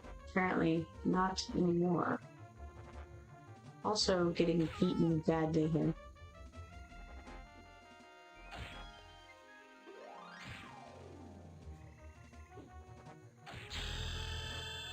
Well, I leveled up, so that's cool at least. Ah, I'm on the wrong thing here. Cool. Alright, so what is this? Bear meat. We're gonna auto store. And then we've got low quality bear skin. Auto store that as well. Apparently I'm running away. No idea why I'm still alive, actually. Other things are going to get on me while I do this, unfortunately. Because they like to jump on you when you're in a fight. Dan says, work's finally over. Back in a bit, thanks for the stream. Absolutely, nice seeing you. We're bleeding to death. Well, that's a shame. Normally, whenever I fall down in this way, I then have a respawn thing up. But somehow, I'm not dead, and I don't know why. Is it because of my level? Am I too low level to die? I don't know. Okay, well then, in that case, let's just run as if there's nothing hitting me from behind. No clue why I'm still alive. Okay, there it goes. That was a hard death. Alright. Respawn. And then onward. Anything I need to turn back on? I think just the shoes. Alright, now. I'm completely stopped. Yeah, I still don't have anything there yet. Still too low level for things. I don't want to go back into Ogre because there's no reason to. You know what I didn't do was buy any bags. I intended to. I looked at them, but I didn't buy any. I guess I don't need them yet. But I will need them soon enough.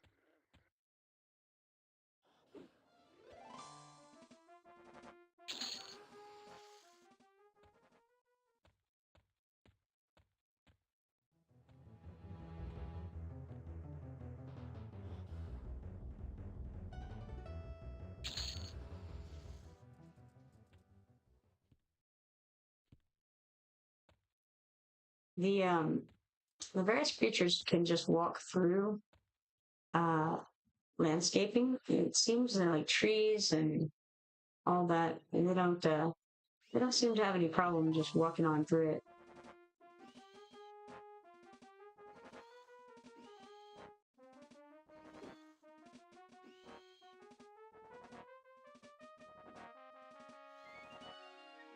It's also important to get the same altitude as your opponent, because if you are not at the right height compared to what you're fighting, then you won't hit it. Sometimes you will. There's no rhyme or reason to it, as far as I can tell.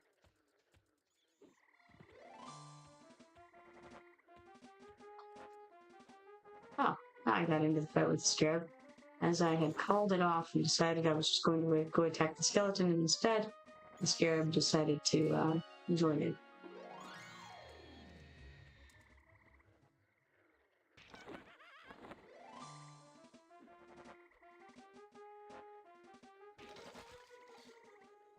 We got our Rusty Bastard Sword +2 here.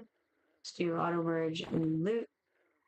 Probably no better than what I have currently, most likely. Does a little bit more base damage, but its delay is significantly longer. Yeah, no, I'm good.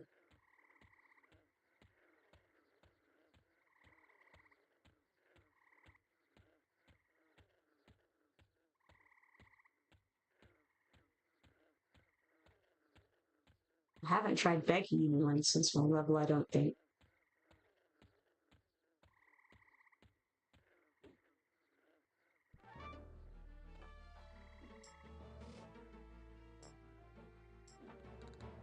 back up. Okay. Well. Now these skeletons didn't really attack me in the past. They seem perfectly fine with running around and just, you know, you live your life and they live theirs, you know. Mira says, are the servers holding up well? So far they seem to be, as far as I can tell. I haven't heard reports from anyone that they're going down. And, you know, this one seems to be fine so far. There was a delay before you get in because there's a bit of a queue, a Rusty X plus 2 here. So a bit of a queue, but otherwise, it's pretty fine.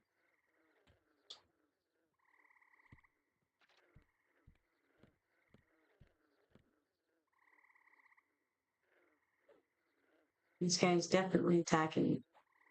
Alright, I'm gonna just let it attack me for a moment, I think.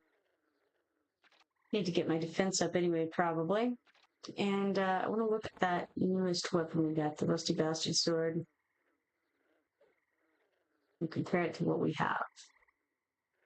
Still the same kind of thing. Maybe it was actually the axe that I wanted to look at. There was an axe. Where did it go? Did I auto-store it or something silly? Probably I did. Probably I did indeed. Alright. In that case, let's kill the Tad here, in spite of the fact that it's ruining my gut fraction. And then see if I can find where the thing went. No idea. But that's the equipment storage. I think I'd have to go to the bank to see the dragon sword.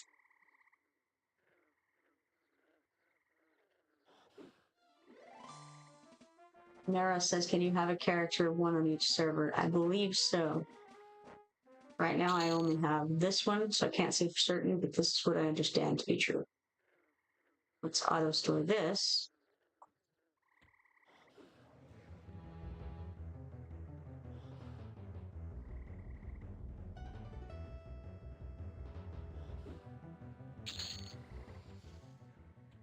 And then we got a cloth cord. That'll be a waste piece, so auto merge, move, and then we can put this on.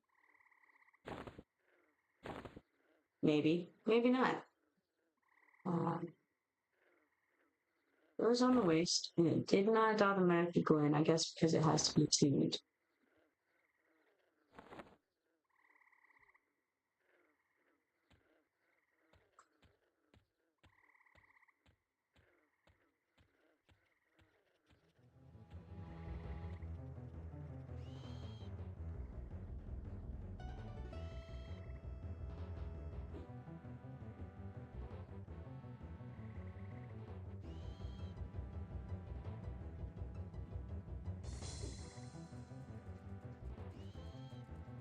Very slowly getting this guy down.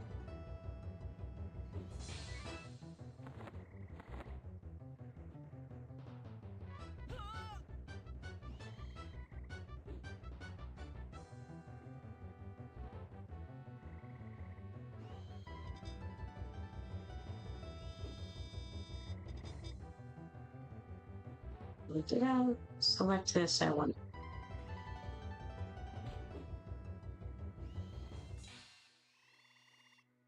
And we got another moat there. So I could level up some of my things with those. Might make it a little bit faster.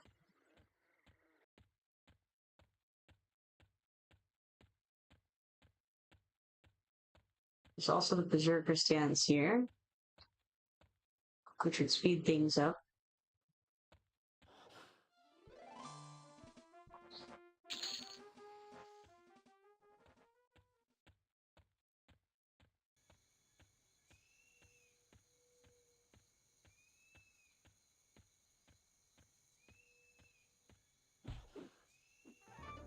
It also occurs to me, I wonder if we put like one of the two-handed weapons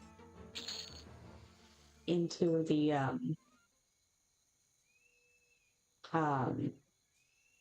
any slot.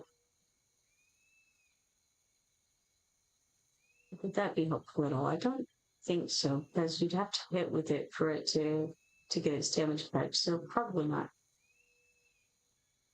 Multicolored fungus, let's auto store that.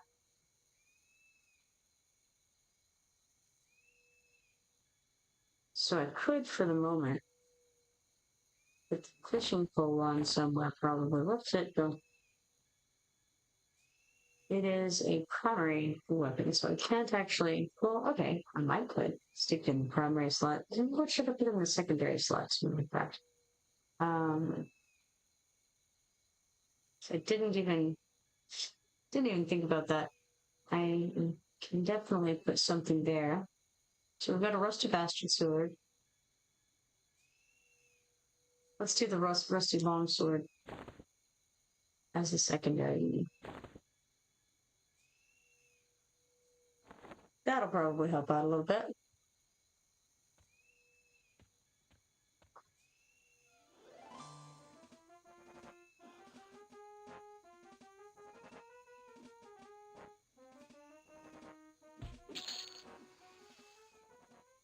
Okay, we've got a rusty mace +2 here. Auto merge and loot. And then this is a white lizard scale. We'll put that on auto store. And then look again at our window here. So definitely looted that. We're going to put it right there. Okay, rusty mace.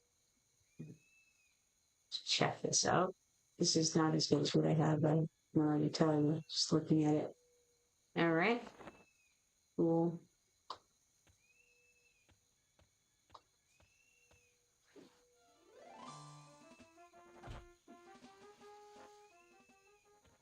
I also forgot where I was going earlier, which was to the druid room, and then completely forgot about it.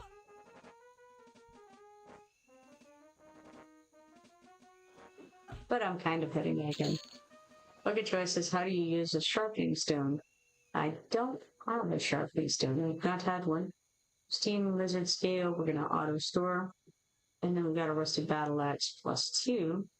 Let us auto merge and then loot. Rusty battle axe.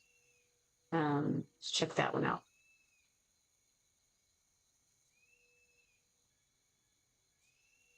No good. So yeah, I don't know how to use this sharpening stone. You would think that you would want to use it on, like, you know, the axes, for instance, but I've not experienced one. Where'd you find it at?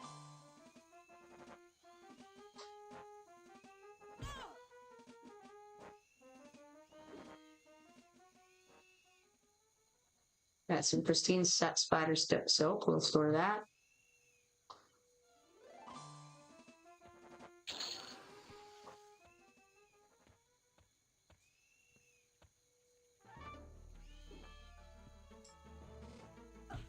It's interesting that that wolf is the Spiderman's pet. Buggy Joyce has bought it. Apparently you need to use it in the forge. Ah, okay. See, there's a lot of stuff that are ingredients. And you can buy them from different merchants, and sometimes it's like you can buy them or they'll drop off of something. And so I'm not sure what all there is in that regard.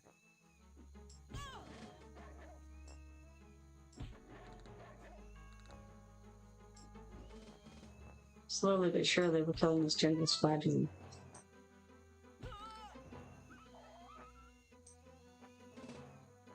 Oh, we're stuck in combat because that guy had a pet. So when you kill something that has a pet, if you don't kill the pet and you just kill the thing and it despawns the pet, then you can get stuck in combat.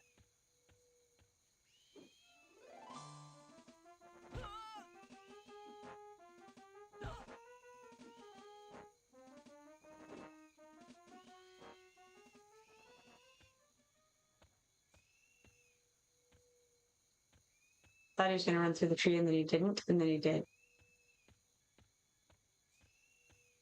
Don't know why I'm chasing down the skeleton. Clearly, the bumbling skeleton is faster than me. Caught him, though. Gosh.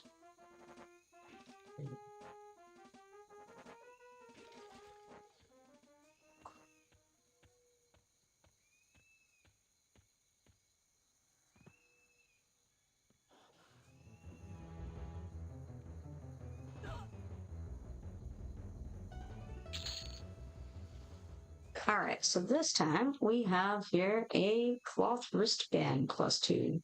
Cloth wristband. Let's move that and see what's up with it. It's a wrist piece. Let's see if we have any of those. I don't think we do. Doesn't look like it. So let's toss it on.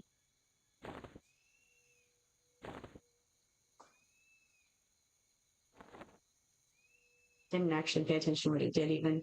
AC of 3. Nice.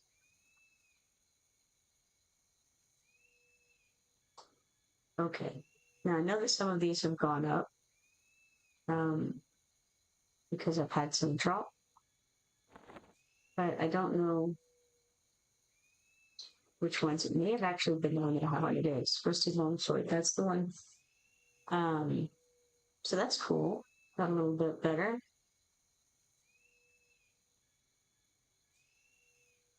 What else I might fight? I really just have weapons right now. Okay. Onward.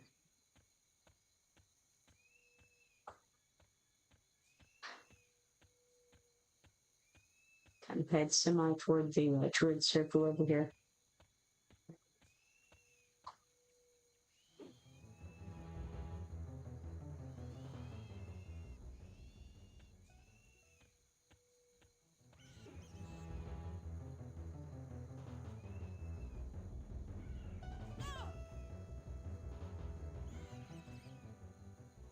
Okay, interesting. I think this is...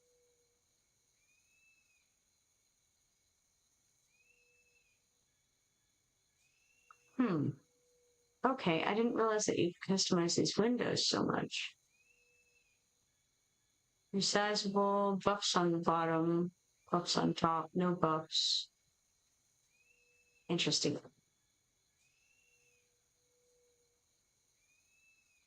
All right.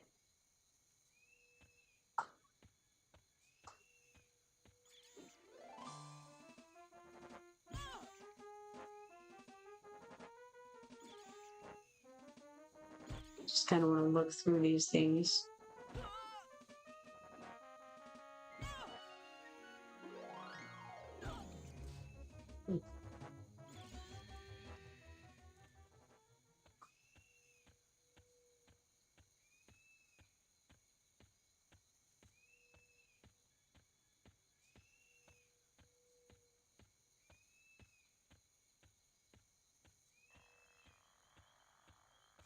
Some bad over there, but I don't really want to get into a fight with Froglock Tad. So, you're not talking.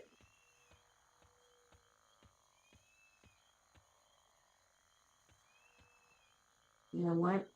Guys I was looking for are not at the Druid Circle. They're over here, I think.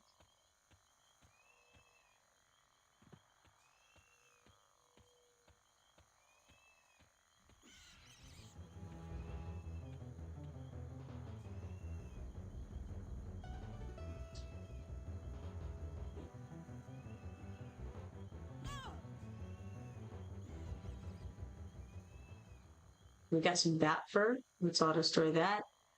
Bat wing. Auto-store that. Those are the ones that are used for the levitation spells. And also to make some bat wing crunchies. Which I did do as one of the only things I crafted on the closed beta.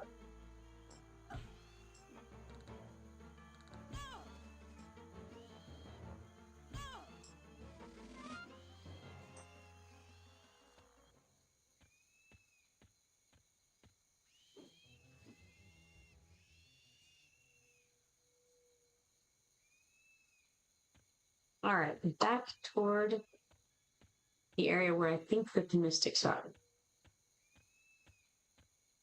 If I recall correctly, true or may not. It does look promising though, because I see a fire over there, and I'm certain that they were around to fight it. Gotten distracted by skeletons going through trees though.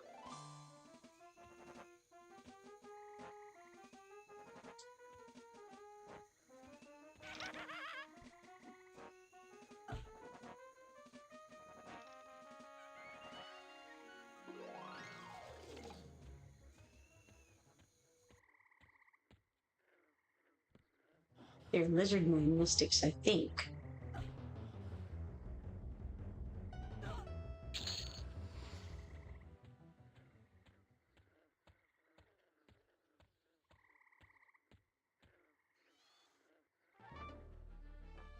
I think I've gone past where I was trying to get to. Another good thing to keep in mind is that some things can hit you harder from behind than they can in front. So you might want to make sure to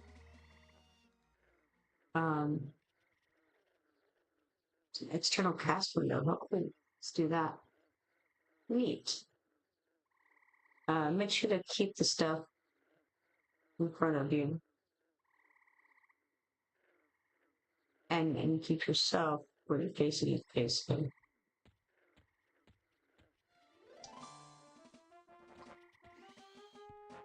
As much as possible.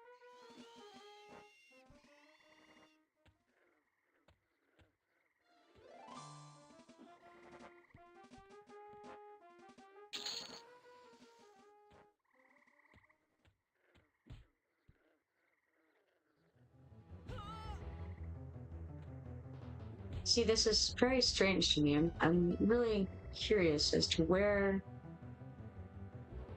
the bar is that shows all of the things that you're attacking. I got used to it in the other, in the closed beta, and now I can't find it. And I'm like, oh man, I really need that. We're into bear pelt. Let's auto store here.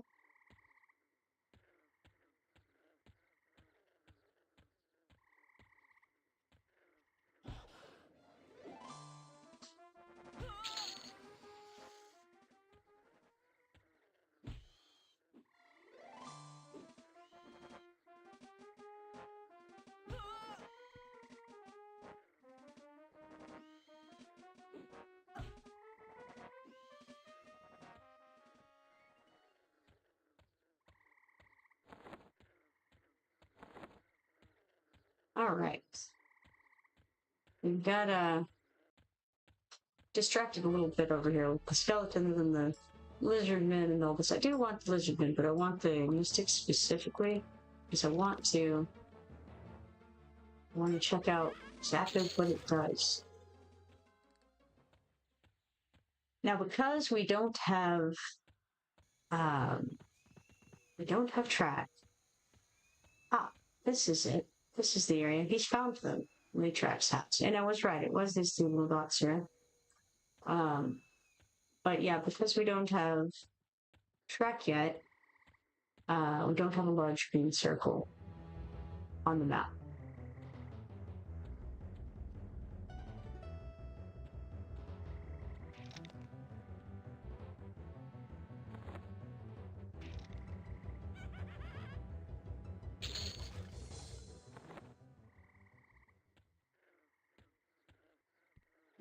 Crab staff just got a little bit better. Nice. I'm gonna back up because I really don't want to get in a fight with that frog-lock tag. I have dreams of not having terrible faction with Gug, but maybe we already start out with terrible faction with Gug as a little, I don't know. Maybe it's just the way things are. Long-standing history between us, perhaps.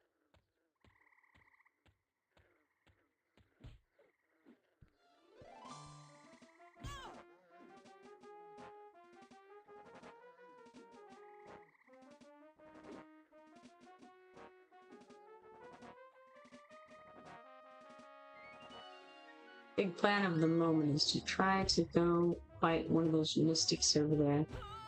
And then I'll probably have to take a break for a bit and eat some food and whatnot.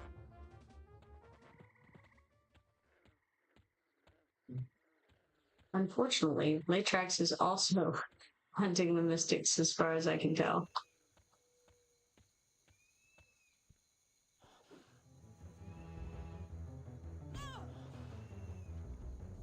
I could change the difficulty and try again. Turn it up to 3, maybe? That would probably be a fine idea. Let's do it. Difficulty, difficulty. Maybe. Maybe it thought I was still in combat. And then do difficulty of 3. Yeah, that seems like a good idea. Well, no, hold on. The difficulties we have here. We don't seem to have a number 2. That's odd. 3 zeros. No 2. Interesting. 1. It's because I'm in 2. Ha. Oh, man, I tell you what, some days, I don't know about me. Let's go to 3.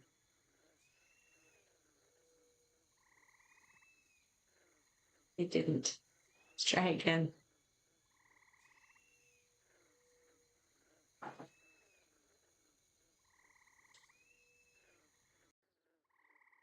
All right.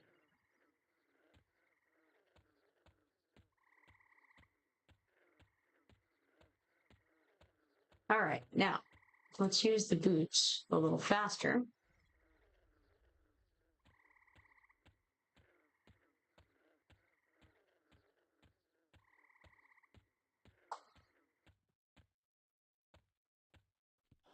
And see if we can kill some of these lizard men along the way. I don't know how much going up one difficulty level will change things. I haven't tried level 3 yet, I don't think.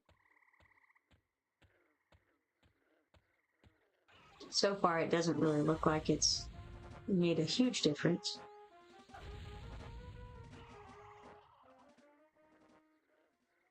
We've got a netted wristband here. Let's auto merge and then have a look at it. Wristband seems like it would go on the wrist, right? It's alt. Okay, so compare it to the one we have on right now. It's a little bit better. So let's put it on.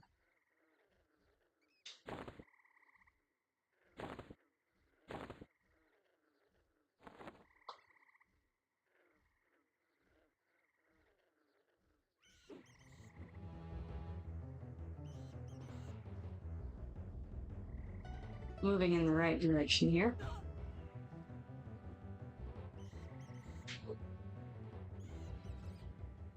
And we got another Batwing. That's nice.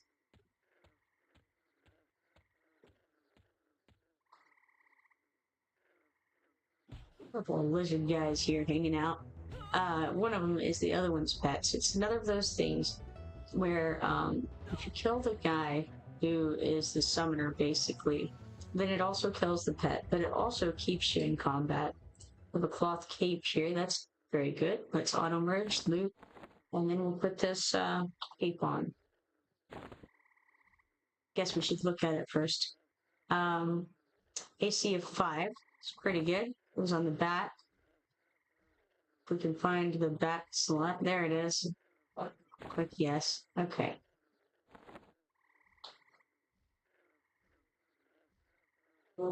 And I have accidentally clicked the find window.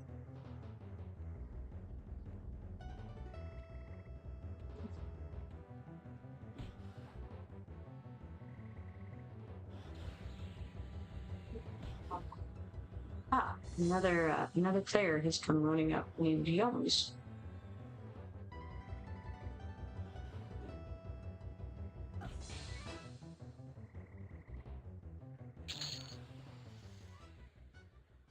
I'll wait. Here we are.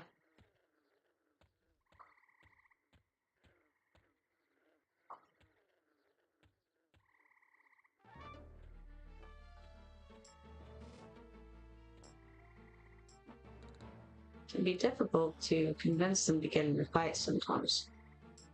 They're in their own little world and don't even know that you're trying to hit them with a stick. It's kind of interesting. It's like the people who go walking around with headphones on. I feel like these little broodlings have headphones on.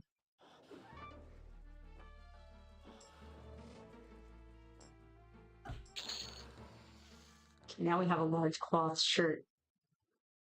Somewhat promising. Cloth shirt, is that going to be better than my guild tunic? Who knows? Let's see. Yes, the large cloth shirt is significantly better than my guild tunic. They don't give you the best in these parts, I'll tell you that right now.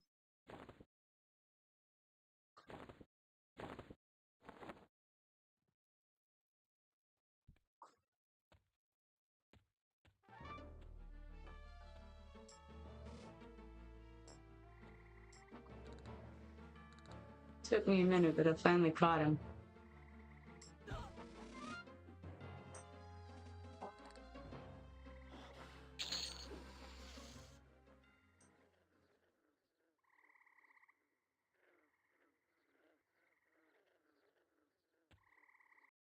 Okay, back to the goal here, getting all those mystics. And I think that somebody wants the mystic dolls in our book. I don't remember who or what they give you, but I have vague recollections of it. Oh look, someone else is here to kill the mystics. That's great.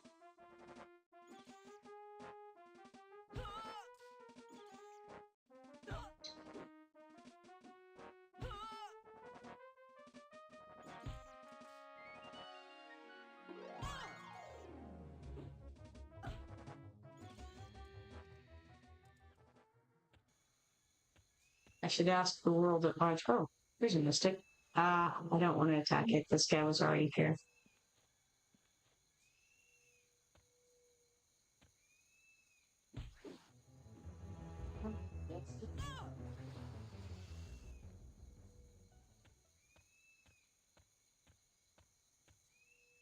Berindy says /XTAR show. Someone's just said in general. Let's try that. /XTAR show. Huh. Amazing. All right. Great. I'm going to type that in chat for you guys. So it's /XTAR show displays your target window. Nice.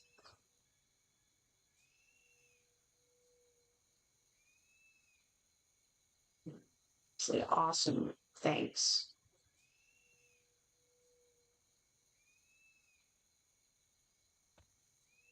Okay, so that in mind, let's move the casting bar somewhere else, over here for the moment, and then pull this extended target window, which is of utmost importance.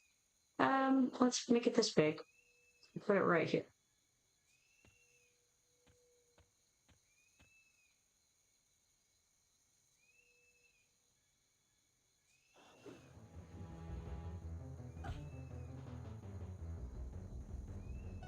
Okay. Excellent news.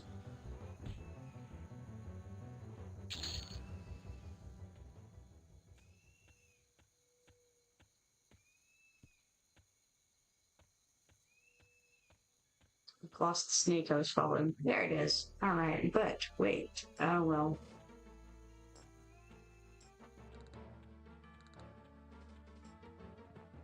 Where did it go? There it is.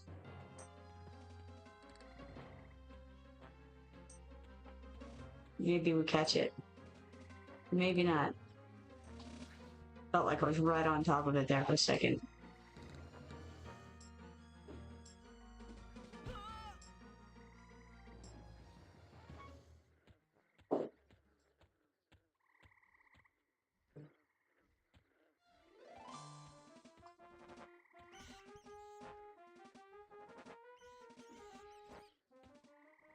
That fella just seems to be farming those mystics.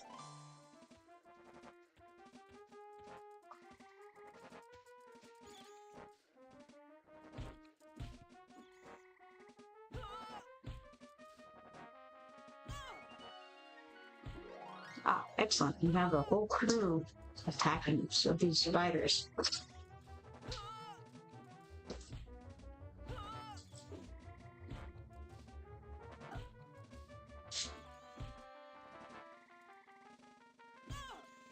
And more incoming by the moment.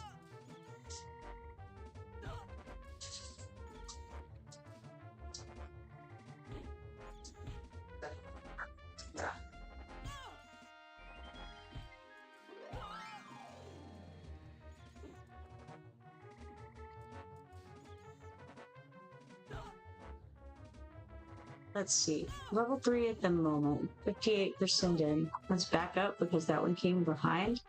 And you want to keep them in front of you, just across the board. Everything should stay in front of you. These guys are warriors. As ogres, you're supposed to have like this immunity to stun from the front, but that's only melee. Like that's only like melee type stun, not spell stun. So if something casts a stun on you, then you still get stunned from that. Got a fire beetle leg here. Let's auto store it. All of those options for auto loot and auto store are pretty phenomenal.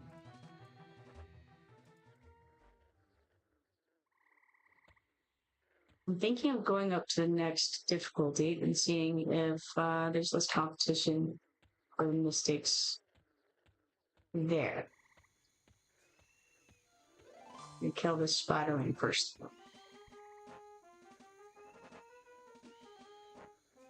Dan says having to keep hitting enter world over and over because it's telling the newbie zone is unavailable. Ooh, that's no bueno. You may have to you have to close it down and restart it. Wouldn't be surprised.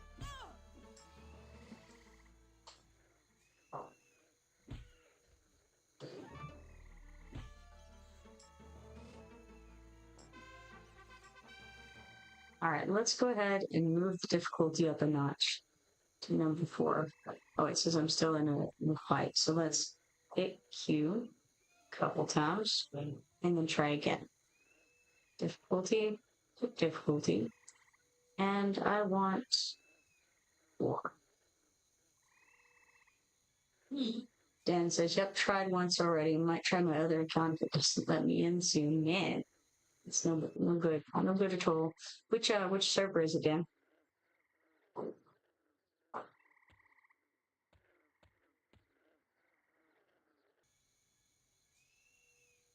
Finally got in again. Nice. What with Kipoerneke? Nice. Might see you around then.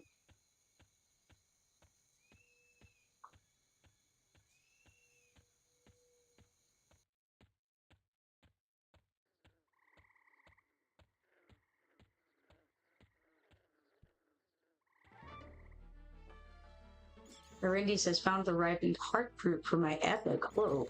I have no idea what that is. No idea what that is. Ripened heart fruit.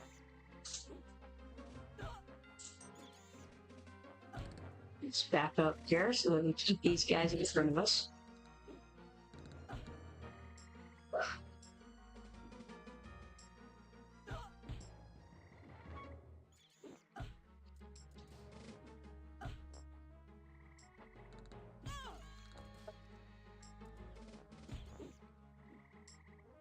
Interesting. I was seeing some things here. What's one of upgrading the boots says? Singa.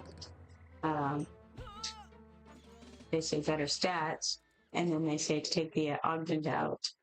Just a way to spend time on boots to send them. Longer lasting buff time, increased stats. Really, longer lasting buff time. Well, that's nice.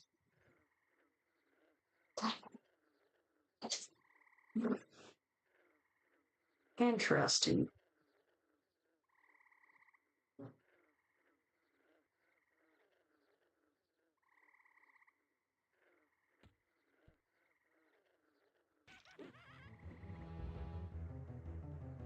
Okay, so Dan Snake Eyes says that he's getting please try again in a few moments when creating your own instance. I wonder which zone he's in, or if it's just that it's very, very full. Dan says just trying it out, just trying it now, and yep, modern UI seems to be the way to get spell names on the spell bar. Nice. Good to know.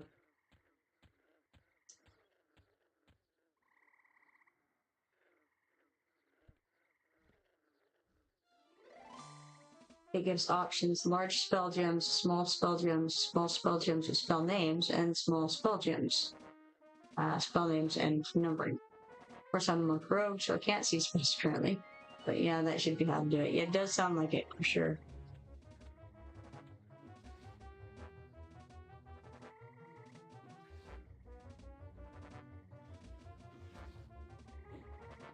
Randy says, forged item for Druid and Ranger, epic 1 point.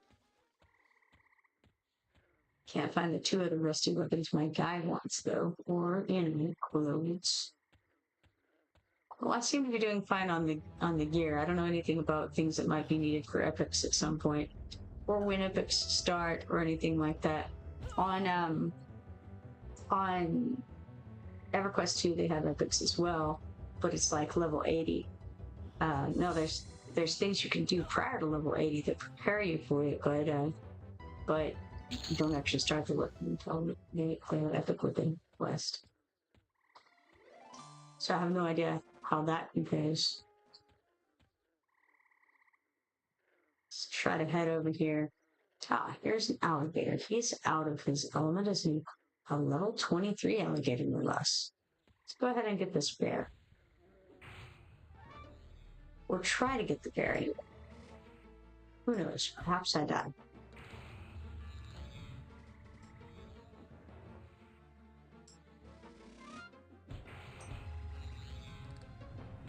It's not looking particularly promising.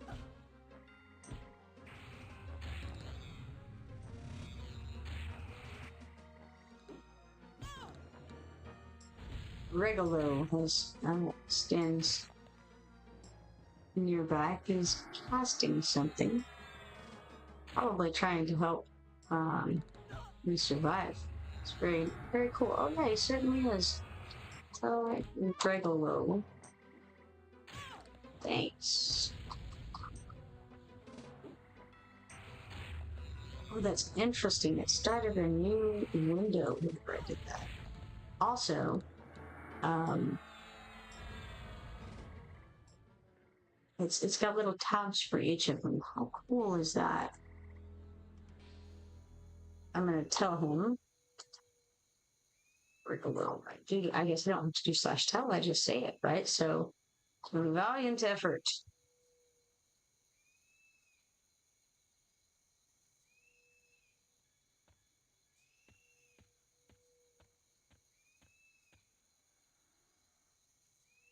Okay, back to the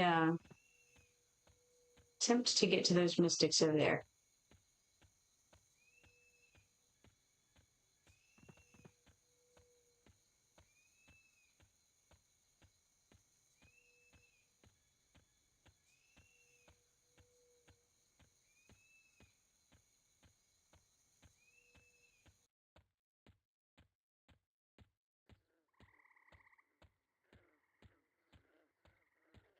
Oh, making good headway. Not a lot of things to distract me. But now we found plenty of spiders. Gregalosis, I tried.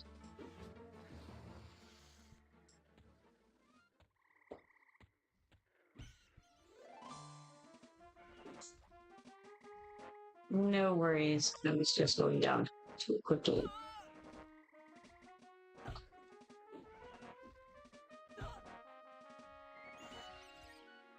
See, so it flashes on their name whenever they send you something, any message, and you're not on the screen. Arendi says, can't find the other 2 rusty weapons my guy wants this. Okay. I'm killing a lot of wolves though. Maybe I need to make my own pants. Sounds like a plan. I don't think I have any pants either, do I? No, I don't have any pants either.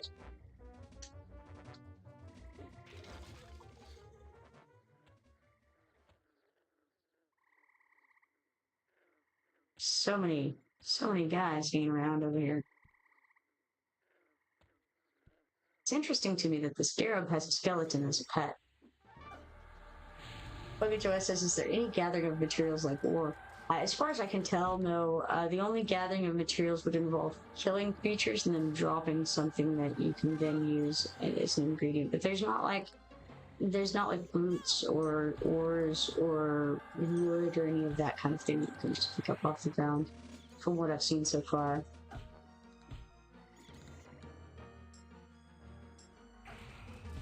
Oh, you know what? I don't have the bind wound skill on that thing either.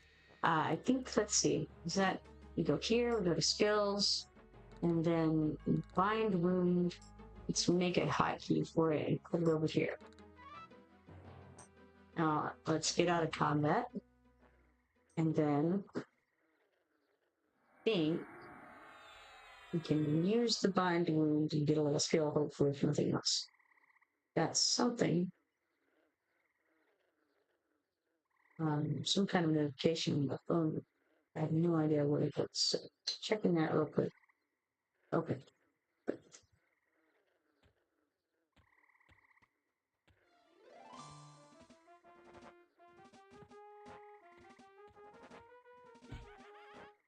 Ran right over that skeleton to get his attention.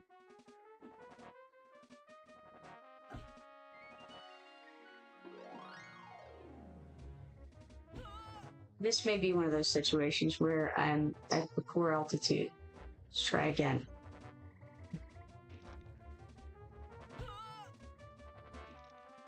Okay, that's looking a little bit better.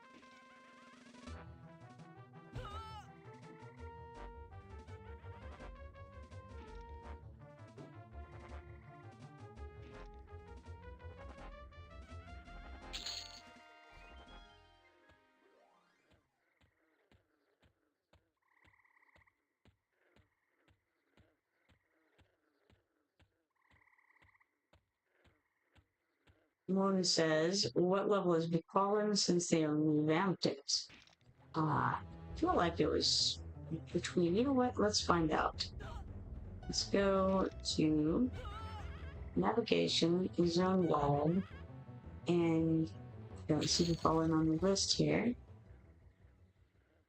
But that's because it's filtered. It's unfiltered. It's with all levels. And it shows you right there. One says it's 5 to 20.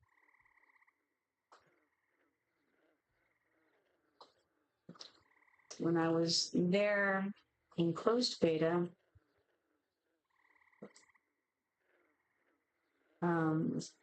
things were still colorful at level 28, and I was 28.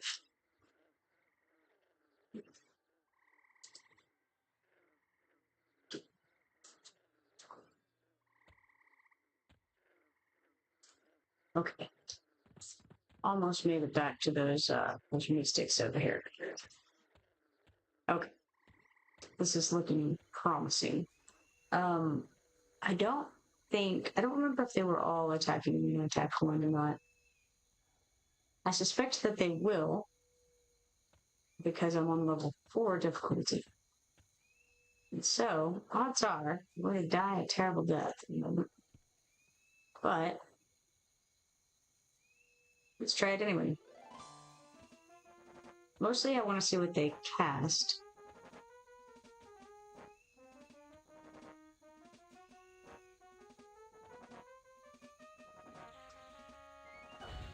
Alright, so we didn't get everything. Now, I didn't see what he cast because I was busily running for my life. If anyone did, that'd be great.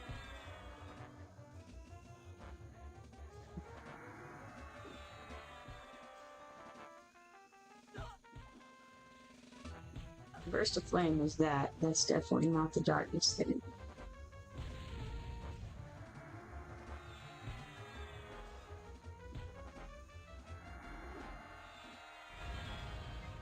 Smiting you with his Burst of Flame pretty consistently.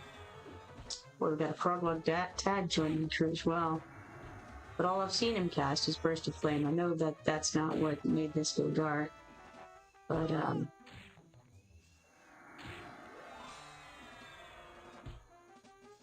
really just checking to see if he casts anything else. Minor healing, that's not it.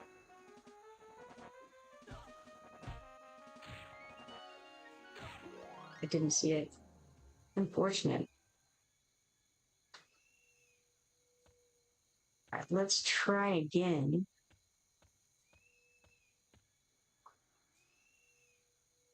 Let's see if we can... if I can look at what he's casting this time.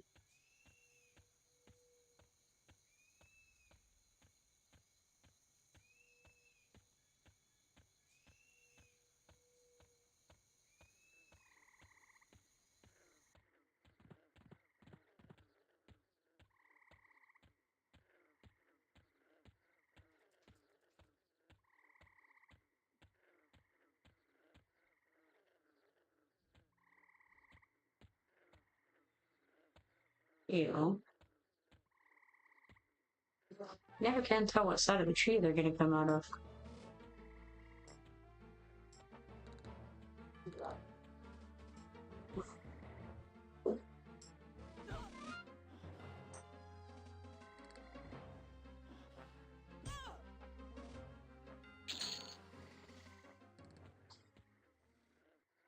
And get this bat over here too.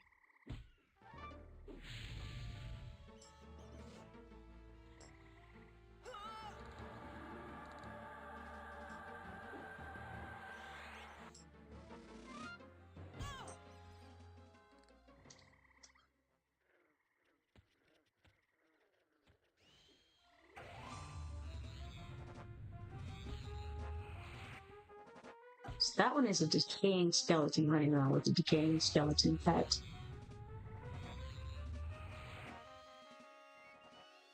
Got the black spider silk here. Let's auto store that.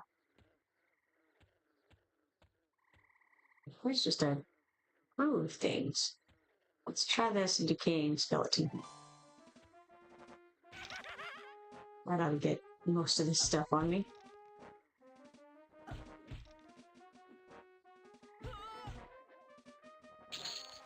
And then this guy next.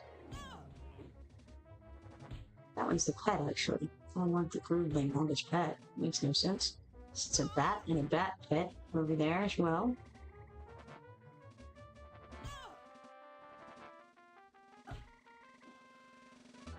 And I also want to check and see how the food's going. Okay, I have 17 food and 17 drink left, so that's promising.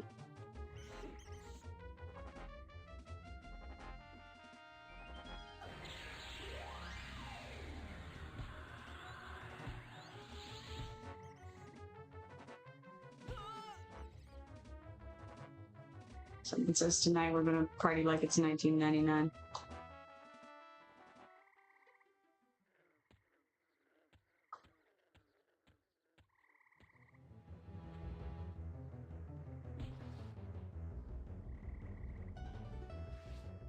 Okay, I'm gonna change this to size 5, even though that's huge, because that way I won't have to pay more attention in order to read it. Seems like a good idea.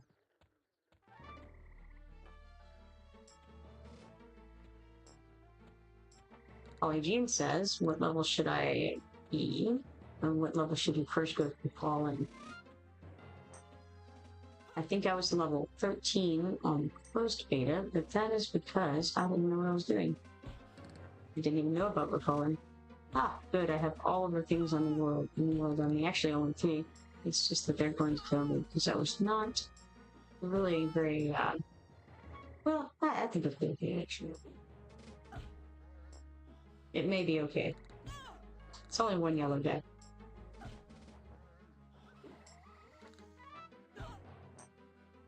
Someone says, remind for the new players that you can memorize spells even if they're higher level.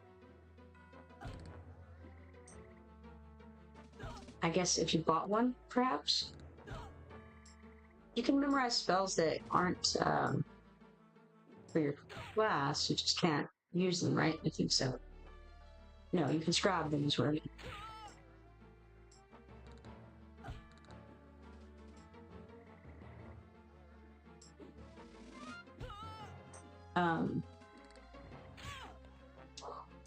It's kind of interesting that you scrap the spells, and then you have to put the spells on your spell gem bar in order to use them.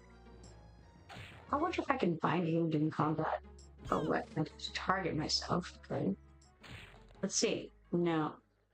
We moved. Attempts to bandage failed. Too bad. Alright. I'm running the wrong way to go anywhere useful. Cool. I don't want to turn my back to him, so we're gonna just do like so and see what happens. Turn on the attack. Oh, you got me.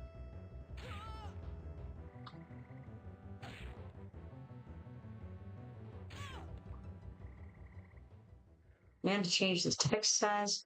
Well, I don't know the command that you can click. So you can click, right click. The chat window. Yeah, they've already got it. All right. Now, we'll try once more to head this direction.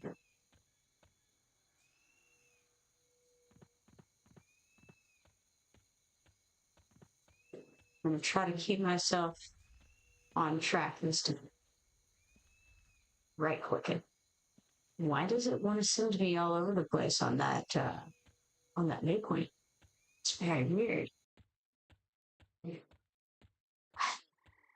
I don't know if that's going to keep me on track very well. Maybe once I get to a certain point of update.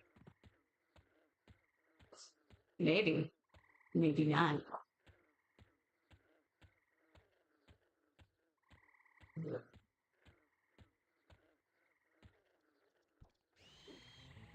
Brent says, how do you turn it off or ultra auto attack or you switch targets? It's in the options.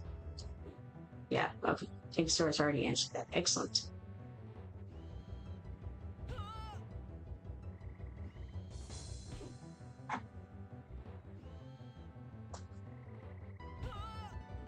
I am very interested in getting more spells and like getting another level of some Fongar as well.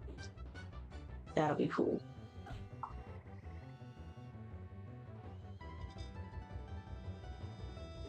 I'm glad the alligator didn't attack me. It's interesting that the alligators in this and the crocodiles don't really seem to be very aggro.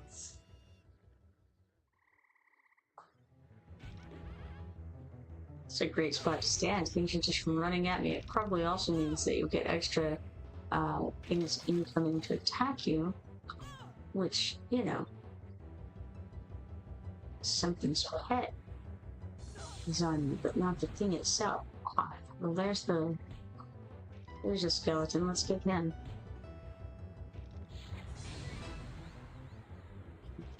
Garian says, any peeps in chat tonight?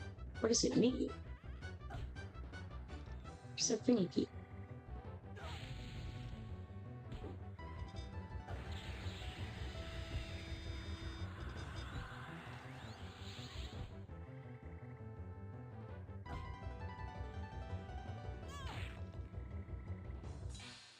Definitely have found extra folks here. That's another pet. I would rather kill this guy. I'm definitely going to get killed by Pink. That's okay. There's like no detriments to getting killed anyway, so. Really, it's not terrible. I didn't get nearly as killed as I expected to. I mean, you know, getting killed is getting killed, but I mean, I've gone through quite a few of these guys, is what I'm going to say. Don't want to attack the pet. So many things here. I was right about that. Knocked unconscious. Alright, respawn. Dan says slowly figuring out the tutorial. Yeah, it's a little bit of a learning curve to the whole thing. And if you haven't, if you haven't done at least EverQuest 1 before, it's quite interesting. Even just climbing a ladder is a bit tricky.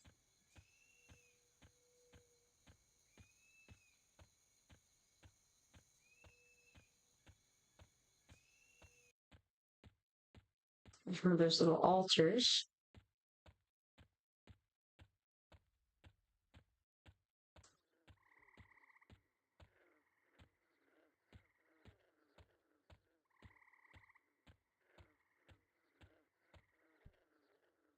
Dan says, yep, this wasn't an EQ. It's easy and informative, but yep, taking the time. Got 2 more boots to get.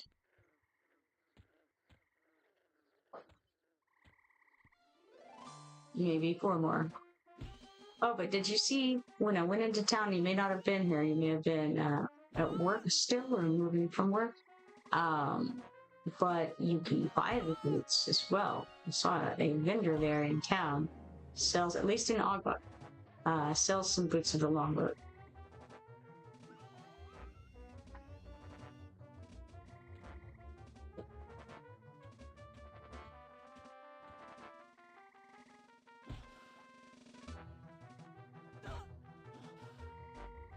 And it's interesting, good to know. Yeah, absolutely. Oh yeah, no problem.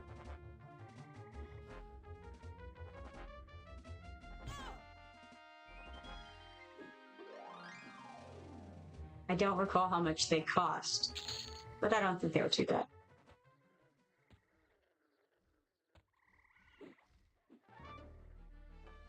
Dan says, Ducky, and not wanting to give me the supplies a second time. Yeah, no, I think you can get the supplies a second time. I tried it, and after somebody in chat mentioned it, and I tried going to him first, I tried going to her first, and I tried going to regular Doug first, and there did not seem to be any way to make that happen. I'm not sure if that's happening for some people, but it certainly did not happen for me. Where am I going? I'm lonely and tired.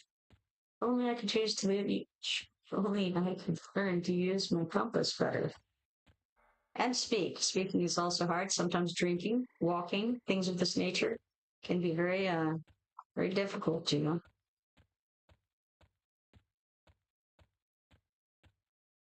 Going through doors. Ah, a bear has decided to come upon me.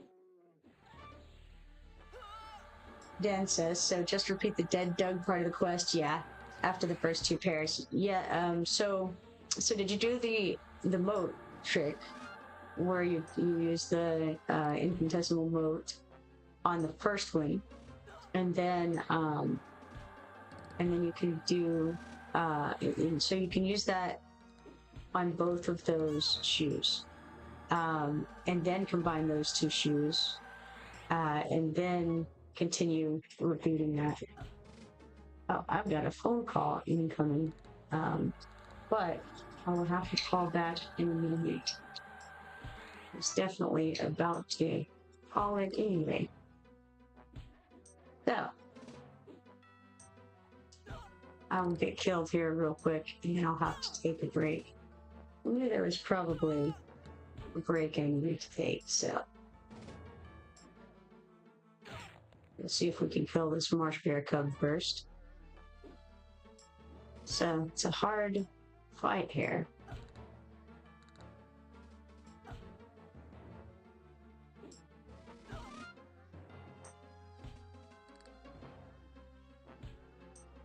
Alright, got him. Now for the black wolf. But it appears that we're not in a big spot for it. Let's move back a little bit. Now we can do it. And get another black wolf in the meanwhile.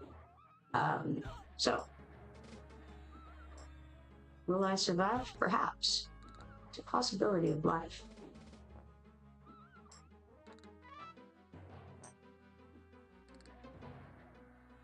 Looks like he healed. Definitely.